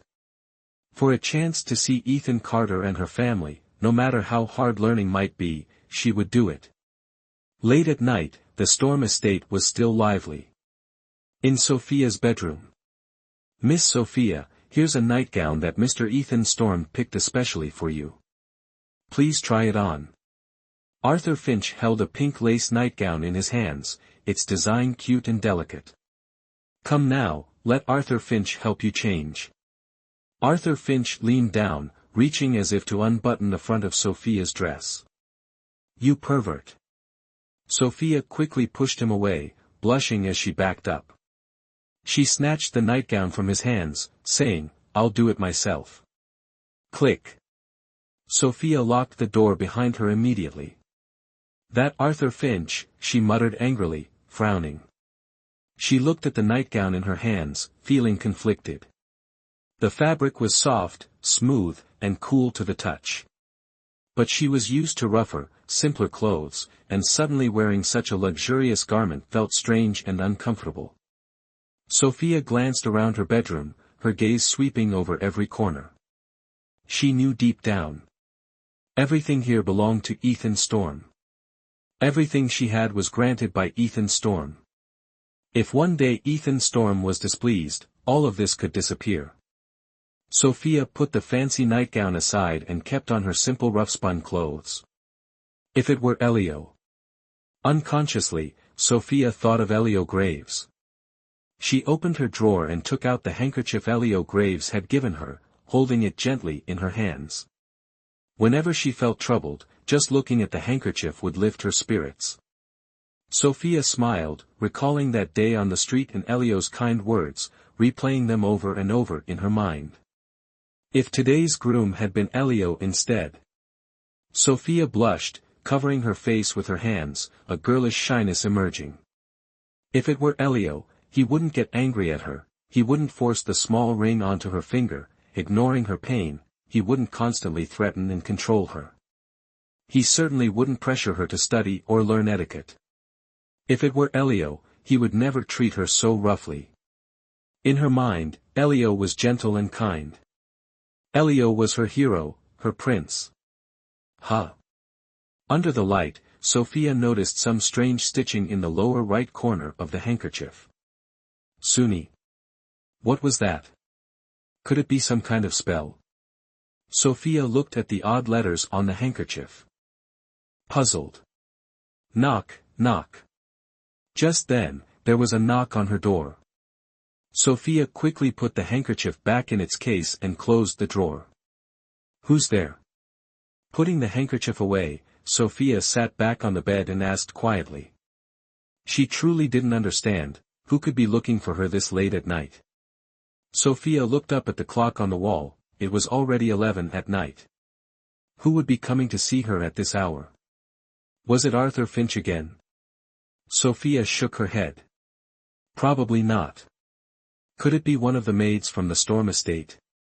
But why would they come to see her? Surely they wouldn't have any reason to. But besides Arthur Finch and the maids, who else would knock on her door? Sophia pondered in frustration, and then she heard a click as the door opened. The door swung open from the outside, revealing Ethan Storm's tall figure standing there. Ethan Storm. Why was it him? And he was wearing a dark blue nightgown, holding a pillow in his hands. What on earth was happening? Ah! Sophia screamed in shock, quickly grabbing the blanket behind her to cover herself. Why was Ethan Storm in her room? And at this hour? What are you doing here? Sophia stammered, her voice shaky with fear and tension. She used the blanket to cover her face, leaving a small gap to peek at Ethan Storm outside. Why are you hiding like that? Ethan Storm walked straight to her side, reaching out to pull the blanket off of her. Afraid to be seen? And no, that's not it. Was she supposed to admit she was scared to see him? Sophia shook her head, even with 100 chances, she wouldn't dare say such a thing to Ethan Storm. So, she stayed silent. With a firm tug, Ethan Storm pulled the blanket away from Sophia. His gaze immediately fell on her worn, ragged clothes, and his expression turned darker. His eyes flicked toward a hint of pink, the nightgown he had especially prepared for her. Why aren't you wearing what I gave you? Ethan Storm said coldly, his gaze piercing, as if it could see right through her. Instinctively, Sophia backed away in self-defense. She trembled in fear, like a little white rabbit staring down a gray wolf, terrified. Why hadn't she worn the clothes Ethan Storm had provided? Did she really have to explain her reasons? Truly a miserable fate. Ethan Storm sneered, looking displeased. I give you beautiful clothes, a comfortable place to live, and yet you cling to this poor image. A dog doesn't change its ways. Dog? Eating filth? Sophia raised her eyebrows, feeling a tickle of anger throb at her temples. He called her poor, and she could accept that. But calling her a dog? Hearing that, even the mildest person would feel their patience snap. She bristled like an angry cat, retorting to Ethan Storm, you monster. Call me poor, call me rustic, fine. But don't call me a dog. She had sold her love and marriage, but she wouldn't sell her last bit of dignity. Then why didn't you wear the clothes I gave you? Ethan Storm fired back. Without waiting for an answer, he reached out and grabbed her worn clothing, tearing it apart without hesitation. I told you, you're mine. You'll do as I say. Ah! Sophia cried out in alarm as her clothes disintegrated under Ethan Storm's hands, leaving her exposed. She quickly covered herself with her arms. But Ethan Storm paid no attention to her bare form. He grabbed the pink nightgown beside him and roughly pushed it into her arms. Put it on. Ethan Storm ordered with a sharp, uncompromising tone. Seeing him so stern, Sophia felt a surge of fear and didn't dare disobey. She was terrified that if she didn't follow his orders, Ethan Storm might do something unpredictable. Plus, the chill in the air was uncomfortable. Turn around first, Sophia whispered, her cheeks flushed red. She was willing to change into the new nightgown but not in front of Ethan Storm. Though they were technically married, it was only in name, she was still an innocent girl. Realizing his help might have gone too far, Ethan Storm quickly turned away, trying to mask his awkwardness. Seeing her pale skin just moments before had made his cheeks redden slightly, his heart beating faster. Ahem, Ethan Storm cleared his throat and impatiently asked, are you done yet? Yes. Sophia finished changing and stood by the bed. She didn't dare sit, let alone lie down. At this moment, she saw that bed as the most dangerous place in the entire Storm estate. Why aren't you lying down? Ethan Storm stood with his arms crossed, staring at her without blinking. Sophia stammered, avoiding his gaze. She wanted to wait for Ethan Storm to leave before she lay down. But since he wasn't leaving, how could she? Besides, she still didn't understand why Ethan Storm was suddenly in her room in the middle of the night. Was it just to make her wear the pink nightgown he'd chosen? Sophia shook her head, sensing it wasn't that simple. Seeing her hesitation, Ethan Storm sat on the bed first. Patting the spot beside him, come here. Sophia froze, feeling like 1,000 wild horses were stampeding in her chest. She moved stiffly, finally inching over to Ethan Storm's side. Sleep. Ethan Storm lay down, pulled the blanket over himself, and closed his eyes. What? Nanny? Japanese for what? Sophia sat there, utterly baffled, and stared at Ethan Storm. What exactly are you doing here? Swallowing nervously, Sophia mustered the courage to ask. Could someone please tell her what Ethan Storm's intentions were for this late-night visit? Sleep. Ethan Storm furrowed his brow, his tone turning more forceful, clearly starting to lose patience. His tolerance was running thin, and if Sophia didn't comply soon, he'd likely get angry. She knew better than to provoke him now, so she swallowed her questions and obediently lay down beside Ethan Storm. Cover up, Ethan Storm said, reaching out to pull the blanket over Sophia. In that moment, Sophia caught a whiff of the familiar scent emanating from Ethan Storm, the same scent she'd smelled during their wedding ceremony. It was a pleasant fragrance, almost entrancing. But Sophia knew better, it was the seductive scent of the devil, meant to lure people into a false sense of security. She shook her head, reminding herself not to be fooled. Morning light seeped into the room, casting gentle rays over Ethan Storm's face, stirring him awake. Facing the brightness, Ethan Storm felt a sharp sting in his eyes and realized he couldn't sleep any longer. He glanced at the clock on his nightstand. It was just 6 o'clock.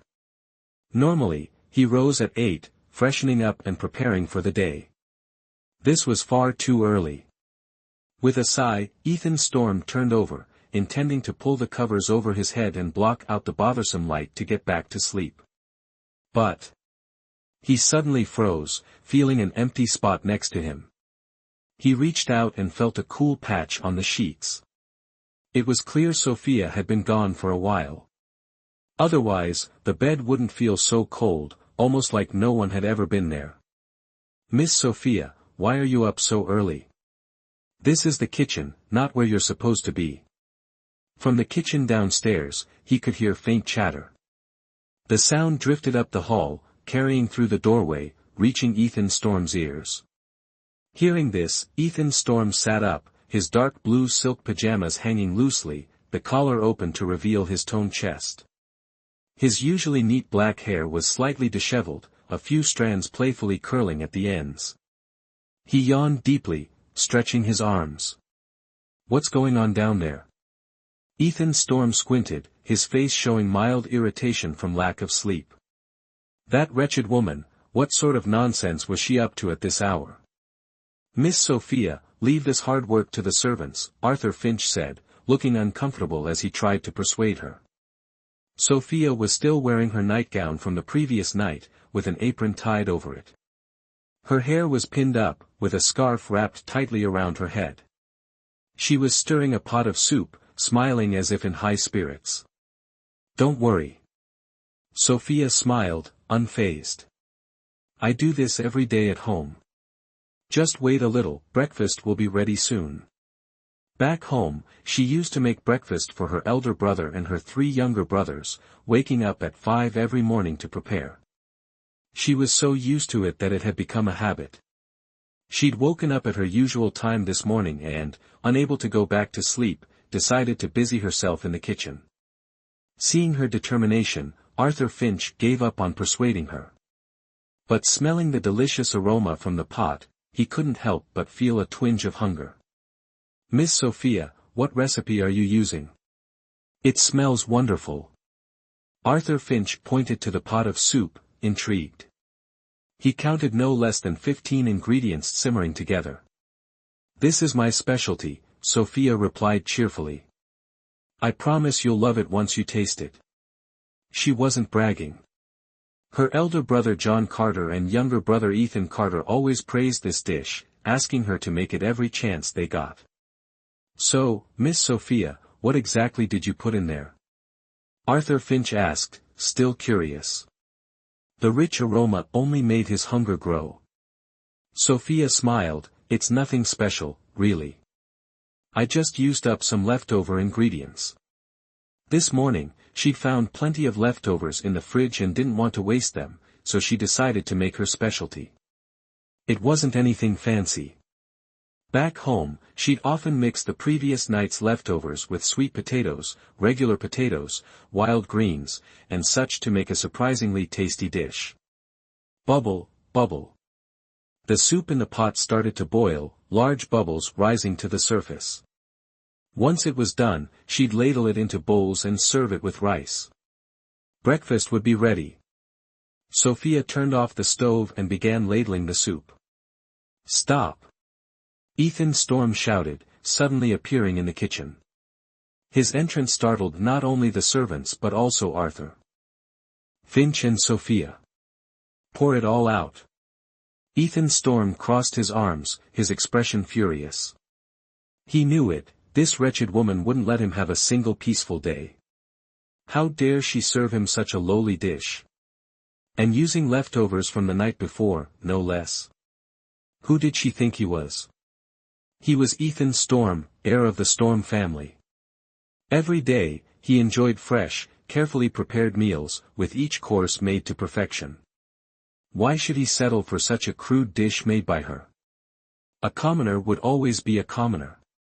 Even if she lived in the most luxurious house, wore the finest clothes, and enjoyed a wealthy lifestyle, it couldn't change the inherent lowliness in her. Why are you throwing away my cooking? Sophia stepped forward angrily, hands on her hips, challenging Ethan Storm. Because I'm the master of this house.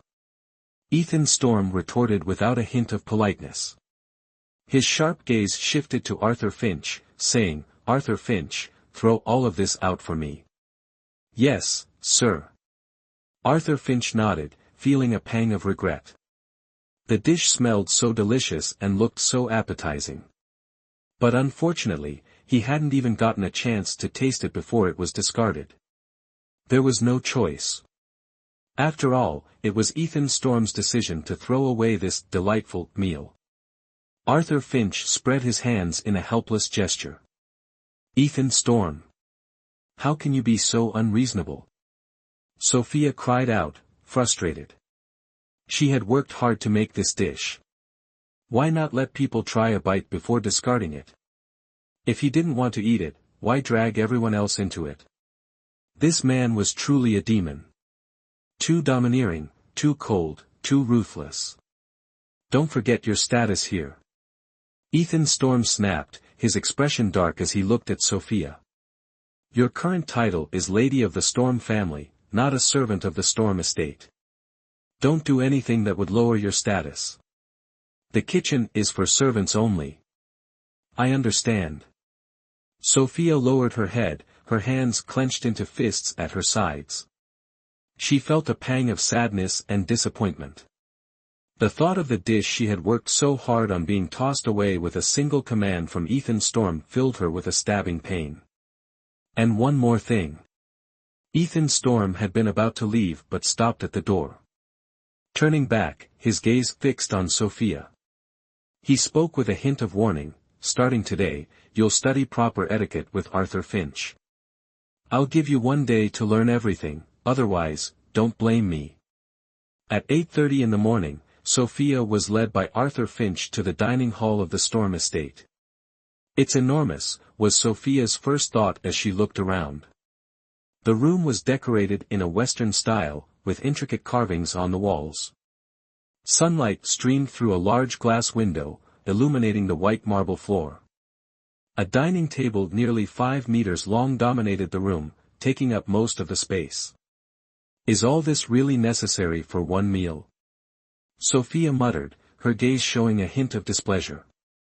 The wealthy were truly complicated, doing things that ordinary people couldn't comprehend. All this for one meal, with just the two of them, Ethan Storm and herself. Silence, Ethan Storm said, sitting formally at the head of the table in his impeccable suit, raising an eyebrow to signal Sophia to be quiet. Just then, the dining room doors opened, and a line of servants entered, each carrying a tray. The servants placed their trays on the table and then left the room one by one. Sophia looked at the trays in astonishment, each covered by a silver dome lid. To the right of each tray were 3 knives of different sizes, while to the left lay a spoon and fork. Why were there knives? Forks? Spoons? Where were the chopsticks? Arthur Finch, I'd like some chopsticks, Sophia whispered to Arthur Finch beside her. Arthur Finch cleared his throat and glanced at Ethan Storm before responding to Sophia, Miss, this is Western cuisine.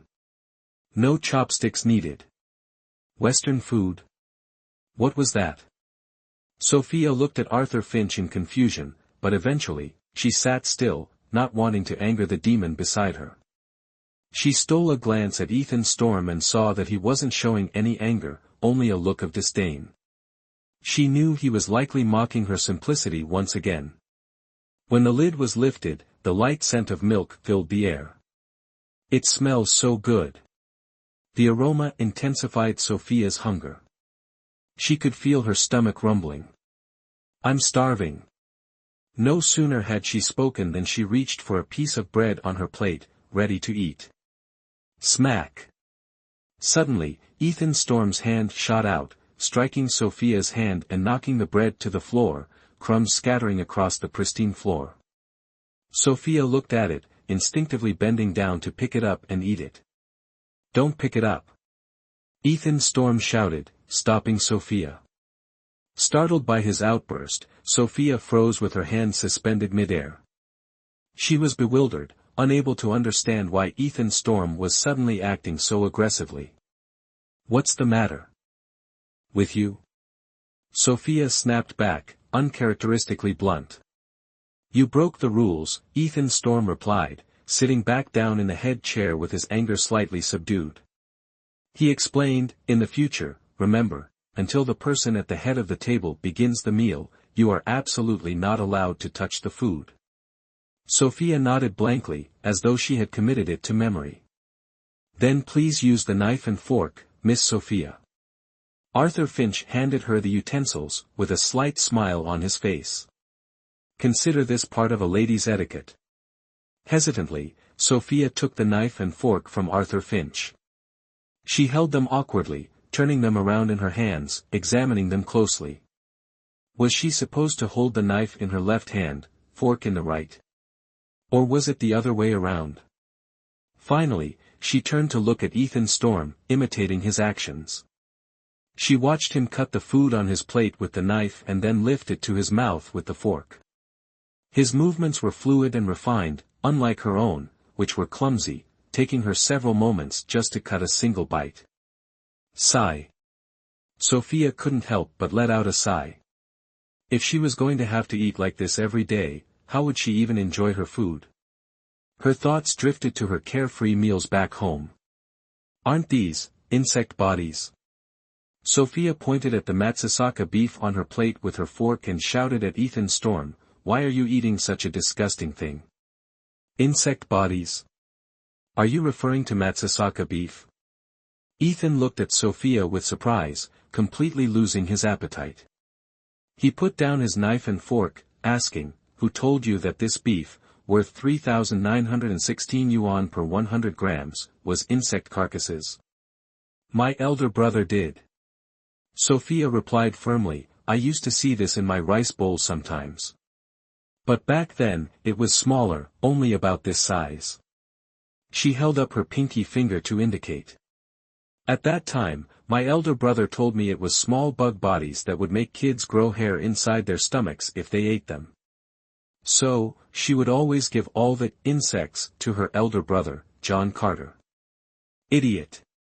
Ethan muttered, "Don't you know anything? Haven't you ever seen meat before? Ridiculous." "Oh." Sophia blushed and stood up. She stared at the piece of meat on her plate for a long moment, finally realizing that her brother, John Carter, had been deceiving her all these years. "I'm done." Ethan Storm slowly wiped his mouth with a napkin and said, "Arthur Finch, continue to train her properly. I'll check her progress tonight." "Yes, sir." Arthur Finch nodded, respectfully seeing Ethan storm out. As soon as Ethan left, the oppressive atmosphere in the dining room vanished. "So all this food is just going to waste?" Sophia mumbled, looking at the food Ethan had left behind. If this much food were brought to the Carters, she knew they'd be overjoyed. Sophia sighed, feeling a heaviness in her heart. She wondered if the Carters had enough to eat, if her older brother had given up gambling yet. P.S. At the highest level of luxury, the pinnacle of beef must be Matsusaka, from the Matsusaka region. Known as the artistic masterpiece of meat, it is celebrated worldwide in one of the most expensive types of beef. Each 100 grams of Matsusaka beef can sell for up to 50,000 yen, equivalent to approximately 3,916 yuan per kilogram. The Carter home looked as shabby as ever. The wooden door was yellowed with age, the window glass shattered. The walls were made of bricks and dried mud, cracked and battered from years of wear. One touch, and it felt like the whole structure might collapse. "John Carter, what are we having today?" The ever-hungry Liam Carter clung to John Carter, watching him add more food to the pot, his curiosity piqued. Honestly, Liam had never seen this much food in his life. He swallowed, feeling an eagerness well up within him. The aroma wafting from the pot filled his nose, making his stomach growl. "This is hot pot," John Carter explained with a smile. "Poor kid. He's grown up this much without ever trying hot pot." John Carter picked up a piece of meat with his chopsticks and popped it into Liam's mouth. "This is beef. Good, right?" Liam nodded happily, savoring the taste of the meat. Growing up, his meals had mostly been rice and sweet potatoes, so this was his first time tasting beef. He couldn't believe how good beef tasted. Liam grinned with joy, then turned to look at Miles Carter and Ethan Carter, waving at them. "Come on, you guys. Try this too. It's beef, and it's delicious." Hearing this, Miles and Ethan Carter simply gave Liam a cold, silent stare, not moving an inch. Miles Carter and Ethan Carter huddled together in a corner of the room, both with sad expressions on their faces. "John Carter, you still haven't told us where Sophia went?" asked Miles Carter. That day, a group of strangers dressed in black had come to their house. After chasing away the debt collectors, these people handed John Carter a thick stack of cash. Miles Carter found it odd and had a nagging feeling that those people had something to do with Sophia. John Carter set down his chopsticks, looking seriously at Miles Carter. "Why are you asking about this?" "I want Sophia back," Miles Carter shouted. "I want Sophia." Hoo-hoo. Ethan Carter started to cry, tears streaming down his face. Ethan Carter also want Sophia to come back. Hearing Ethan Carter's cries, John Carter felt a pounding headache. He scratched his head inside in frustration. "Fools. Sophia is just out there making money for us. What are you crying about?" John Carter picked up a piece of meat and placed it in Ethan Carter's bowl to comfort him. "Come on, Ethan Carter, eat up. Once we're full, we'll have the strength to wait for Sophia to come back, all right?" Ethan Carter nodded and held back his tears. With trembling hands, he picked up the piece of meat from his bowl and nibbled on it bit by bit. "Is this what beef tastes like? But why does it taste so bitter?" "I just feel," Ethan Carter whispered, sadness filling his eyes, "that once we eat all this, Sophia won't come back." Sigh. Ethan Carter, John Carter, patted his back, sighing, "Don't worry. I'll find a way to bring Sophia back. No matter what it takes." Bang bang. Just then, a loud noise came from outside the wooden door. The sound of banging mixed with shrill calls for payment was unmistakable. "John Carter, come out and pay up." It was the loan sharks. John Carter froze, his whole body going stiff. He hadn't expected them to still be this persistent. "Everyone, follow me." John Carter immediately grabbed Ethan Carter's hand and led Liam Carter and Miles Carter out through the back door. When the loan sharks broke into John Carter's house, all they found was an empty room. The hot pot was still steaming on the table, and there was plenty of food left inside. "Isn't this beef hot pot?" "Humph, John Carter sure knows how to live it up. If I catch him, I'll make sure he regrets it." Hiding out back, John Carter wiped the sweat from his forehead. Once he was sure they had left, he finally breathed a sigh of relief. "So, John Carter, you still haven't paid them back the 10,000 yuan?" Miles Carter accused. John Carter laughed coldly, explaining, "What's the rush? Do you think I'm just going to hand over the 10,000 yuan that easily? 10,000, now, that was no small sum. If he played his cards right, maybe he could double it, even win more than 10,000. After all, Sophia had traded her own body for this money, he wasn't about to waste it. "So, John Carter, where are we going next?" Since their house was now targeted by the loan sharks, it wasn't safe to stay there anymore. Liam Carter looked at John Carter anxiously, filled with fear. "Where now?" John Carter looked up, resting his chin on his hand in thought. Let's go to Madame Wang's house, he said, clapping his hands together. After all, he had plenty of women around, surely one of them would be willing to take him in. John Carter smirked, and then led Ethan Carter and the others in the direction of the Wang family. Meanwhile, Arthur Finch paced back and forth along the hallways of Storm Manor, looking extremely uneasy. Sophia doesn't know how to read, and she comes from a poor background. Learning high society etiquette will be very challenging for her. How in the world can I teach her the refined manners of an upper-class lady in just one day? Arthur Finch scratched his head in frustration, feeling utterly perplexed. However, since the young master had entrusted Sophia's education to him, he knew the expectations were high. As the most trusted servant of the young master, he had to succeed, no matter how difficult the task. As the young master's servant, I cannot let him down. Arthur Finch clenched his fists, his eyes filling with determination. I, Arthur Finch, only rise to the occasion when the odds are against me. Arthur Finch? What are you doing? Came Sophia's voice from behind, interrupting Arthur Finch's thoughts. At that moment, Sophia was carrying a thick stack of books, quietly standing behind Arthur Finch. Oh, Miss Sophia, you finally found these books, Arthur Finch said, wiping the sweat from his forehead and forcing a smile. That's good, let's head to the living room. In the living room, Sophia set the heavy stack of books down. Each book was thick and weighed quite a bit. Arthur Finch, why did you ask me to find these heavy books? Sophia asked, completely clueless about Arthur Finch's intention. Was he planning to have her copy these books? But he already knew she didn't know how to read at all, so even copying would be impossible. She couldn't even recognize the most basic characters. Put them on your head, Arthur Finch instructed. Please follow my lead, Miss Sophia. Sophia, still puzzled, obeyed and placed a book on her head as directed. Now, please take a few steps, Arthur Finch instructed. Sophia did as she was told, but as soon as she moved her feet, the book slipped off her head. That won't do.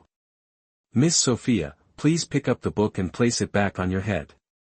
Sophia bent down, picked up the thick book, and placed it back on her head. This is the first lesson in the etiquette of a lady, Miss Sophia.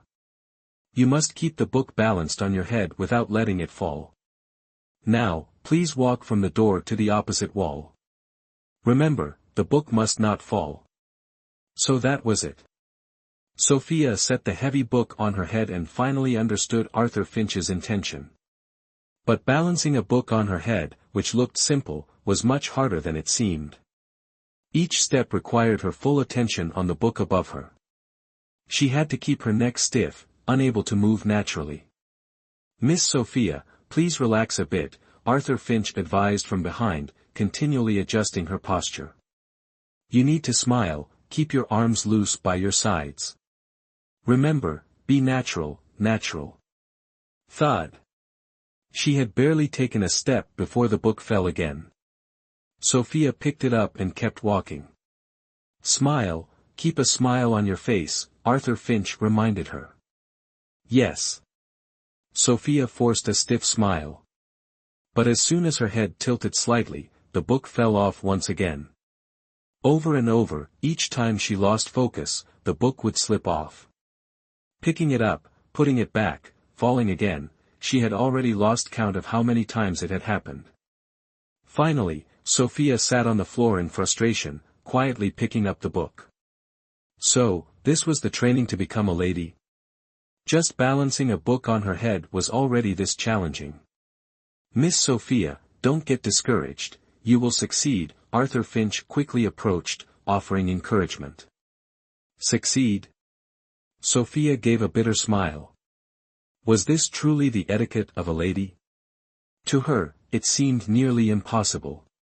Arthur Finch. Sophia hugged the book in her arms and made no move to stand. She sat on the floor, visibly disheartened. I'm just a poor girl, so why do you keep forcing me to do things I don't like? She knew she was just a sparrow, and no matter how hard she tried, she could never become a phoenix. So why wouldn't they let her go? Why did they keep forcing her into these things? Could this be the duty she had to fulfill simply because she had married Ethan Storm? Sophia shook her head, her face full of confusion.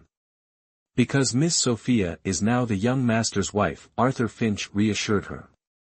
The young master has a difficult time himself, he has no real authority in the company and is constantly pushed aside.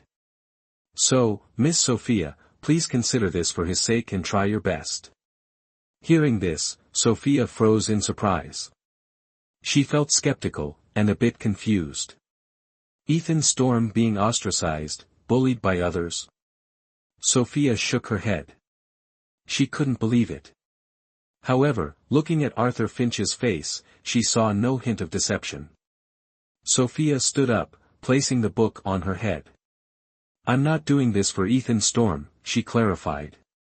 I'm doing this so I can go back and see Ethan Carter and everyone else. Miss Sophia, to return home even for a short while, you must keep pushing yourself. Exactly, Miss Sophia, Arthur Finch smiled, looking pleased with Sophia. Soon, we'll start practicing conversational etiquette as well, so please, do keep giving it your all. As he finished speaking, the book on Sophia's head tumbled to the ground once more. Sophia froze, turning to look at Arthur Finch with a rather twisted expression. So, this wasn't the entirety of her lady lessons, just a small part of it. Sophia could already predict what a miserable day awaited her. Oh, dear God. Somebody, please save me. My dear lady, that necklace of yours is so beautiful. Where did you get it? In Sophia's room, Arthur Finch stood with his hands clasped, mimicking an adoring look. He raised his voice, adopting a shrill tone to imitate a high society woman. Oh, it's a gift from Ethan Storm, Sophia responded truthfully, touching her necklace fondly. No, no. Arthur Finch quickly interrupted, shaking his head disapprovingly. Miss Sophia, you can't say it like that. Then how should I say it? Sophia tilted her head, seeking guidance. You should say something like this. Arthur Finch cleared his throat, pretending to be a lady brimming with joy. It was custom-made for me by my husband from Europe. He paused deliberately, looking seriously at Sophia as he explained, remember, in that sentence, you need to emphasize, my husband and custom-made. First, once Miss Sophia steps into high society, everything you do and say represents the young master. So, Miss Sophia, you must be cautious. Second, emphasizing custom-made both highlights the young master and asserts your status to others. Do you understand? Listening intently to Arthur Finch's explanation, Sophia nodded in amazement. She realized that the conversational etiquette of the upper class was indeed a deep and vast subject. And another thing, keep a smile on your face when speaking. That's basic courtesy, Arthur Finch added. All right, Miss Sophia, please rehearse that line once more. Arthur Finch glanced at the wall clock. It was now 2 in the afternoon, getting closer and closer to evening. He wasn't sure if he had enough confidence to transform Miss Sophia into an elegant lady by the time evening came, but he hoped for the best. After running through the exercises, Sophia was utterly exhausted, feeling as though her entire body would fall apart. Miss Sophia, when the young master returns, make sure to demonstrate everything we've practiced. If it goes well, we might just get past this challenge with him. Sophia listened carefully, nodding heavily. Her neck was sore, her shoulders stiff, and her whole body felt like solid stone. But all these efforts were worth it if it meant she could finally go home, even if just briefly. I'm determined to give it my best. Sophia declared, clenching her fists with resolve. But then, at 4 in the afternoon, Ethan Storm unexpectedly returned home early. His sudden return to Storm Manor sent everyone into a flurry. Upon hearing Ethan Storm's arrival, Arthur Finch rushed to greet him. Seeing Ethan Storm covered in sweat and looking unusually stern, Arthur Finch sensed something out of the ordinary. He asked, "Young master, has something happened? We're having a guest tonight." It's Jacques Nicholas. What? Arthur Finch exclaimed, clutching his cheeks in exaggerated shock. Really? Ethan Storm nodded. I came back early to oversee the preparations for tonight's dinner. By the way, how is that woman's etiquette training going? Well, Arthur Finch hesitated, forcing an awkward smile. I suppose, it's coming along. Ethan Storm shot Arthur Finch a sharp look, letting out a huff. I know better than to expect much. Arthur Finch, go make the arrangements for tonight's dinner. As for that woman, I'll deal with her myself. With that, Ethan Storm headed straight for Sophia's room. He approached her door and gave a light knock. Who is it? Sophia opened the door, and upon seeing Ethan Storm, her face turned pale. Oh no, why was Ethan Storm here now? Wasn't he supposed to return in the evening? Sophia took a step back, and with every retreat, Ethan Storm moved closer. What's wrong? You look like you're terrified of me, said Ethan Storm, narrowing his eyes as he stared at Sophia. And no, nothing at all. Sophia quickly turned her face away, avoiding Ethan Storm's piercing gaze. Her heart raced, her hands and legs trembling slightly with nerves. I thought you said you'd be back later this evening. Why did you return early? She clasped her hands behind her back, her eyes darting around. In her hands, hidden behind her back, was Elio's handkerchief. Earlier, after Arthur Finch had left, Sophia couldn't resist pulling out Elio's handkerchief, though she never expected Ethan Storm to show up so suddenly. Now, she was terrified he'd notice the handkerchief and take it from her. She glanced at Ethan Storm nervously, beads of cold sweat forming on her forehead. Ethan Storm glanced down at Sophia from above, quickly picking up on her every small movement. What are you hiding behind your back? His cold voice broke through the tension in the room. Show it to me. Sophia resisted a moment, her body rigid, unwilling to yield. Don't make me repeat myself, Ethan Storm insisted, his tone steely as his expression darkened. You know the consequences of disobeying me. $10,000 confiscated. No visits home. Frightened, Sophia finally gave in, holding out her hands. It's just a handkerchief, she said, trying to keep her voice calm. Nothing special. Her words were meant to downplay the importance of the handkerchief, hoping Ethan Storm would overlook its significance to her. He glanced at the handkerchief and, without hesitation, snatched it from her grasp. My handkerchief. Sophia cried out in horror, her face stricken. It seems this handkerchief means a lot to you, Ethan Storm observed coolly. Arthur Finch had previously hinted to him that Sophia might have someone she held dear, and that person was most likely the owner of this handkerchief. His suspicions were confirmed. Ethan Storm examined the handkerchief closely and noticed a few initials embroidered in the corner. Sun Y, he read aloud, finding the letters oddly familiar. It felt like he'd seen them a long time ago. Give it back to me. Taking advantage of Ethan Storm's moment of distraction, Sophia grabbed the handkerchief back, clutching it protectively in her hands as if it were a precious relic. But Ethan Storm's sharp eyes caught the loving way Sophia gazed at the handkerchief, and his pupils constricted in anger. With a frown, he reached forward, seizing the handkerchief from her once again. With a swift rip, the handkerchief tore in half. My handkerchief! Sophia cried out in despair, her eyes wide in disbelief. You monster! How could you destroy my handkerchief like that? She glared at Ethan Storm with fury, gritting her teeth in resentment. She lunged at him, her fists pounding against his chest, though her small hands were as ineffective as raindrops against a rock. Ethan Storm roughly shoved her back, scowling. Was that handkerchief really so important to her? He clenched his fists and stepped forward, pinning Sophia against the doorframe. What are you doing? The sudden proximity overwhelmed Sophia, his warm breath fanning over her face, carrying a subtle fragrance that made her heart flutter. Sophia held her breath, staring wide-eyed at Ethan Storm. His face came closer and closer, and his breaths grew hotter and more intense. The sight of his chiseled face so close was dizzying, his beauty almost hypnotic. If she let herself relax even a little, she'd fall under his spell. Her heart missed a beat, skipping as her pulse raced. She suddenly remembered her wedding day, when Ethan Storm had caught her off guard in a similar way, inching closer until he stole a kiss. The similarity between then and now was startling.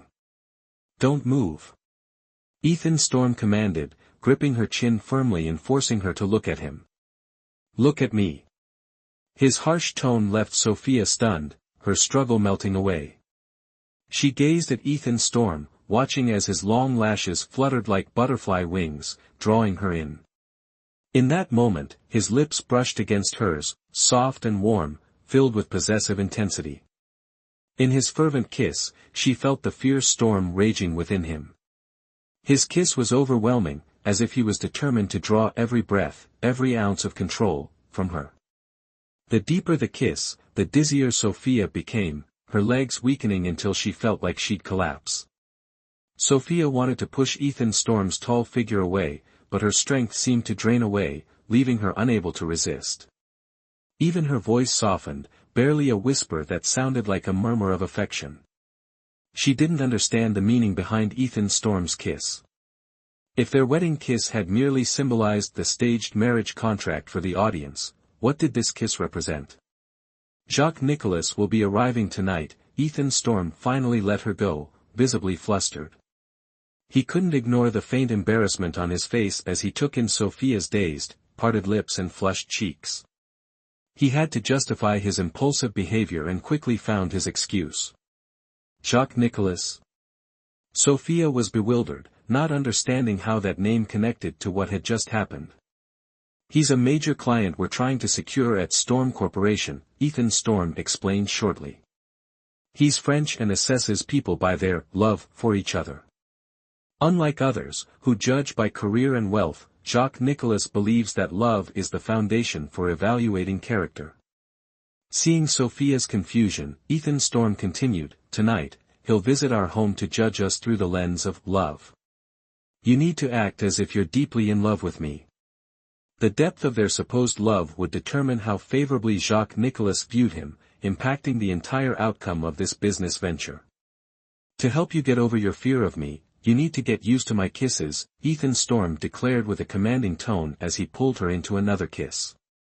"Let go of me," Sophia protested, struggling against Ethan Storm's grasp. She had to endure Ethan Storm's advances simply because of some outlandish reason. Sophia shook her head, pushing Ethan Storm away forcefully. "I don't care if he's Jacques Nicolas or Jacques anybody," Sophia shouted angrily, her cheeks flushing a deep red. She refused to submit.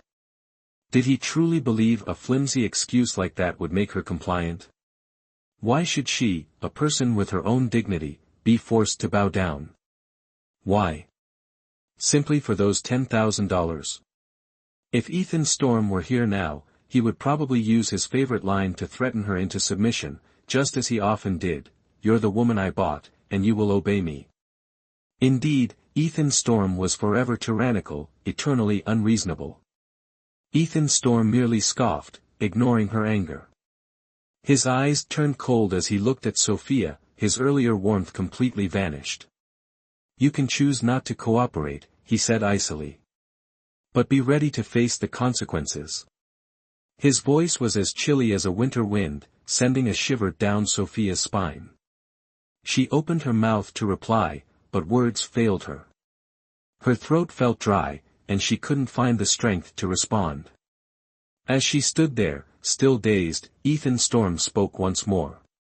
"Tonight at the dinner, you'll put into practice every bit of etiquette you've been taught. If you slip up, you know what the consequences will be." "I understand," Sophia muttered, turning away. Her gaze fell on the torn handkerchief lying on the floor, her heart aching at the sight.